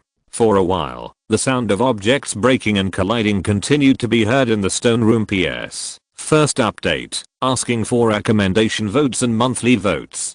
Thanks to Zimjali, Bazi, all the good names have been taken. Invisible Pretender plus 10,086. Book friend asterisk 5873. Book friend asterisk 2906. Heart-wrenching jokes and long daydreams. Heaven, Earth, Humans, Immortals and Ghosts. Emperor Zilin, Shadowless 233 for their 500 starting coins. Thanks to Purple Gold Winged Emperor for their 466 starting coins. Thanks to Height for their 450 starting coins. Thanks to I Want to Come On, See You in the Past for their 1500 starting coins. Chapter 99, The Three Generations of Extreme Humiliation. As Orochimaru released his chakra, Kanai also stood up. You can think of it this way. He stepped lightly with his right foot, and the floor of the stone room cracked instantly. The cracks extended all the way to the corners of the wall, and the entire stone room began to tremble. Suddenly, a chakra that was many times stronger than Orochimaru's suddenly burst out, and in just a moment, it suppressed Orochimaru. Kimimaro and Kabuto, who were hiding in the secret room, heard the movement in the stone room, opened the stone door and rushed in. Lord Orochimaru, however, before they could make a move, they were shocked by the powerful chakra emitted by Kanai in front of them. This chakra is indeed a fairy technique. Where did Kanai learn such a perfect fairy mode? Feeling the huge chakra released by Kanai, a trace of cold sweat appeared on Orochimaru's forehead. Okay, I promise you, but you have to wait until the Konoha collapse plan is over. Another thing, if one day you master the Flying Thunder God, you must not use this move on me or my men. Chakra restrained, weighing the pros and cons, Orochimaru finally chose to compromise. Konoha's collapse plan was imminent, and he had to be patient for the time being. Then happy cooperation. Kanai smiled lightly, and then took the chakra into his body. Orochimaru no longer had the idea of talking to Kanai. He was afraid that, if he continued to talk, he would not be able to help but fight with the other party, and immediately shouted to Kabuto, "Kabuto, go prepare the best guest rooms for these two guests." "Yes, Lord Orochimaru, please follow me." Kabuto responded respectfully, and the latter sentence was said to Kanai and Yikang. After Chiya and Yikang left, Kimimaro knelt down with a thud. "It's my fault for not protecting you well. Please forgive me, Lord Orochimaru." "Forget it, it's none of your business." Orochimaru waved his hands irritably, looking at Kimimaro with some pain. "I'm sorry, Lord Orochimaru." Kimimaro shed tears of self-blame and regret. Just like Bei was willing to sacrifice his life for his abuser and treat him as the most precious person, Kimimaro's feelings for Orochimaru are no less than Bei's feelings for his abuser. He is loyal to Orochimaru, and will do his best to eliminate those who are useless to Orochimaru or hinder him. He can even sacrifice his life for Orochimaru. But he also knows his physical condition at the moment. He is indeed no longer suitable to be Orochimaru's vessel. Forget it. Don't join the plan to kill the Kazekage in a few days. With Chiya here, it's a sure thing. In the next few days, just stay at the base. I'll let Kabuto try his best to cure your blood disease. Seeing Kimimaro's lonely expression, Orochimaru knew that Chiya was telling the truth. He sighed and a hint of disappointment flashed across his eyes. Now it seems that his best choice is Sasuke. At the same time, in the Konoha Hokage building, Sarutobi Hiruzen clenched his fists behind his back, frowning and facing away from Kakashi, listening to his report on the mission in the Land of Waves. "You mean to say that you not only encountered Zabuza, the demon from the Hidden Mist Village, but also Fujiwara Chiya?" After more than 4 years, he heard the name Fujiwara Chiya again. Even a first-class politician like Sarutobi Hiruzen found it difficult to remain calm, especially when he learned that Chiya was really still alive and was indeed the murderer who wiped out his Sarutobi clan. He instantly felt an unconcealable sense of humiliation in his heart. recalling the little things that Kanai had done in the past. The way he respected and admired him now seemed to be full of loopholes. The smile he showed to him was no longer a compliment, but a sneer and disdain. At this moment, he felt like a clown being played with. The fists behind his back began to tremble slightly, and the veins on the back of his hands and forehead were throbbing fiercely. If Kakashi was facing Sarutobi Hiruzen at this moment, he would definitely see the third Hokage who used to have a high prestige in the eyes of the people of Konoha, treated people kindly, and was considerate of his subordinates. At this moment, his face was so terrifying, so hideous. It was like the second pillar who had a second-year disease attack and was thinking about revenge on his brother all day long. Yes, Hokage-sama. Kakashi nodded. He did not notice that the third Hokage was in a wrong mood. Just as Kanai said, even if Kakashi knew that Konoha White Fang died of the conspiracy of Konoha's high-level officials, he would not go for revenge, let alone betray Konoha. However, he still listened to some of it and concealed the cause of his father's death that he heard from Kanai. Then, out of respect for Zabuza and Haku, he concealed the fact that Kanai wrote a letter of introduction for them. He only said that the blood mist policy of the hidden mist village was lifted and they were summoned back by the newly appointed 5th Mizukage and were no longer fugitive ninjas. Tell me what you found? Sarutobi Hiruzen suppressed the anger and humiliation in his heart. He wanted to know Kanai's information. The figure of Kanai appeared in Kakashi's mind. He simply organized his words and said he was wearing a black robe with red clouds. He wore a wind chime hat on his head and the same style of rings on different parts of his fingers. Judging from his dress, Kanai seemed to have joined an organization. Including Kanai, there are 2 people in total. The other person can only be seen as a woman from her figure.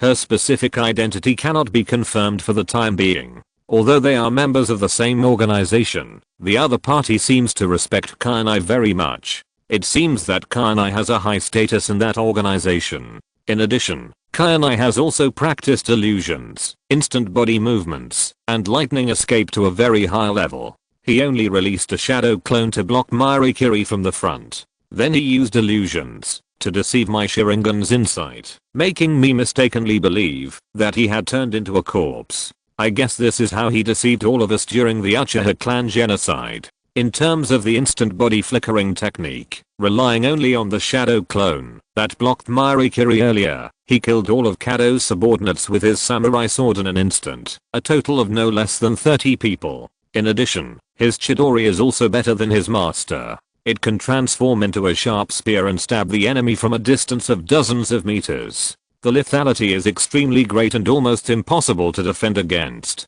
At present, this is the only information I know. Kakashi's simple words made Sarutobi Hiruzen frown even more. Kanai's strength is secondary. The key is that in the Uchiha clan genocide incident, no one knows the role he played. Once he publicizes the truth about the Uchiha clan genocide, it will be a heavy blow to him, the strongest Hokage in history. Sarutobi Hiruzen is already very old. Half of his body is buried in the ground. For him now, death is not enough to scare him. He is not afraid of death, but he is afraid of dying with a stigma. PS. Second update. Please recommend on monthly votes. Chapter 103 Generations of Fear. Even if he really had to die, he had to be like the previous Hokage, to die as a hero protecting Konoha, and then let the darkness he carried disappear with his death, thus leaving a good name in his life and after his death. Thinking of this, Sarutobi Hiruzen's cloudy old eyes began to change, and he sat back in the Hokage's office chair, lit his pipe, and puffed out clouds of smoke. After thinking for a moment, he asked again, then how does his current strength compare to yours? I'm sorry, Hokage. Kakashi stood up solemnly and said solemnly, with my current strength, I'm afraid I have no chance of winning in a one-on-one fight. In fact, he doesn't even take me seriously now. At this point, he recalled Kanai's words, that he could destroy Konoha at will, and added, excuse me for being frank, but looking at the entire Konoha, I'm afraid that apart from Hokage, perhaps only Jiraiya-sama who is traveling outside can compete with him. Is that so? Sarutobi Hiruzen repeated. A hint of strong unwillingness flashed in his eyes. I know, you have worked hard on this mission in the Land of Waves. Go back and rest early. I will send someone to handle this matter. Yes, Hokage. Hearing this, Kakashi responded respectfully and disappeared in the Hokage's office. Only Sarutobi Hiruzen, who was alone and smoking to relieve his sorrow, was left. Grandpa. At this moment, a pretty girl about 4 or 5 years old, who looked like Uchiha Shizu, pushed the door and walked in. It was Sarutobi Mirei, who was born 8 years earlier. Hey Mirei, come here and let grandpa hug you. Seeing the only granddaughter in the family, who was able to reproduce, Sarutobi Hiruzen's face, which had just been stiff, softened immediately, and a gentle smile appeared on his face. He gently picked up Sarutobi Mirei and rubbed his old face covered with corpse spots and wrinkles on Sarutobi Mirei's small face that could be blown away. Sarutobi Hiruzen said kindly, "What's wrong? Mirei, is there something wrong with you suddenly coming to see grandpa?" Sarutobi Mirei blinked her big round eyes and said in a baby voice, "Konohamaru brother is crying secretly again." "Oh, really? Then why is he crying?" Sarutobi Hiruzen communicated with his granddaughter very patiently. "Because he squats to pee like his father. I said he looks like a girl." Sarutobi Mirei said playfully. "Ah." Sarutobi Hiruzen's mouth twitched, black lines appeared on his face, and he cursed Kanai in his heart again. "Damn Fujiwara Kanai, you must die a horrible death. It's not enough to slaughter my entire family, you also castrated my son and grandson." On the other hand, while Sarutobi Hiruzen was gritting his teeth in hatred, Kanai had already used the phantom body and came to the closed space where the Akatsuki organization usually gathered. Kanai yawned for no reason. "What's wrong? Kanai?" Peen asked Kanai. "Nothing, I guess someone is scolding me." Kanai rubbed his slightly sour nose. "Why didn't you come?" Peen continued to ask. "We are in the Sound Village. If both of us enter the phantom body, no one will be on guard." Kanai said. "Then tell me what you found this time." Peen didn't want to joke with Kanai and got straight to the point. Kanai nodded and said seriously, "The matter has been investigated clearly." Rather than saying that the establishment of the Sound Village is related to Orochimaru, it is better to say that this village was established by him. "I found him directly, but I couldn't kill him." "Why?" Peen asked Kanai why he didn't kill Orochimaru. Hearing this, the other members of the Akatsuki organization also cast surprised eyes at Kanai. In their opinion, if Kanai really wanted to kill Orochimaru, it would not be too difficult. After all, Kanai's ability in all aspects is at the level of crushing Orochimaru. Orochimaru's impure world reincarnation gave birth to the first and second Hokage. Kanai's words were shocking. Everyone in the Akatsuki organization was shocked. Among them, Kakuzu, who once threw a shuriken at the first Hokage from 800 miles away, exclaimed directly, "The first Hokage. Has the god of ninja been resurrected? Well, but you can rest assured. Orochimaru's impure world reincarnation is not mature yet. The strength of the two Hokage who came out of the impure world reincarnation is less than 1/10 of their prime. If they really fight, it is still unknown who will win. Even if Orochimaru can really summon the first Hokage in his prime, he dare not do so, because that is completely a suicidal act. With the strength of the god of ninja, I'm afraid that the impure world reincarnation will not be able to restrain him at all. By then, the one who will die the fastest will be Orochimaru himself. I think Senior Kakuzu, who once fought against the first Hokage, the first Hokage, will not deny this." Kanai started to deceive. Indeed, even the third Kazekage was able to dispel the impure world reincarnation with his own willpower. With the first Hokage, oh no, with the power of the god of ninja, resisting the impure world reincarnation is even easier.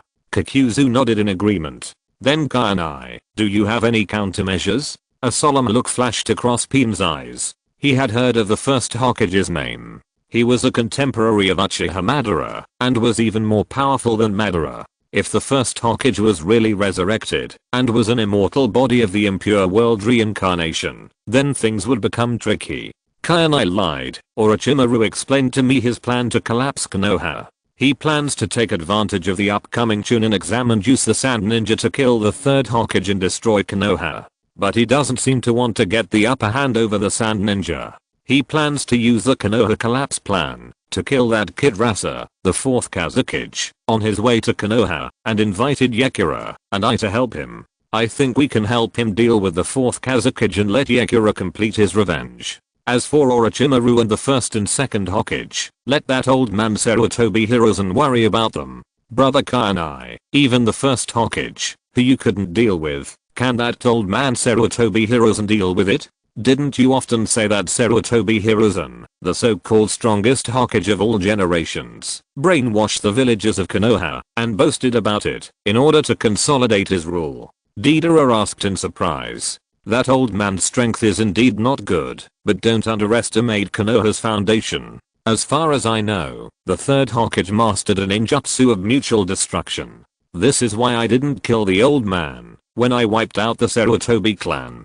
Kanai said. Mutual destruction? What kind of ninjutsu is that? Deidara asked hurriedly after hearing this. Hearing this, the others also cast curious glances. I don't know this. I only know that the 4th Hokage died because of using this ninjutsu. But I think we will see it in this Chunin exam.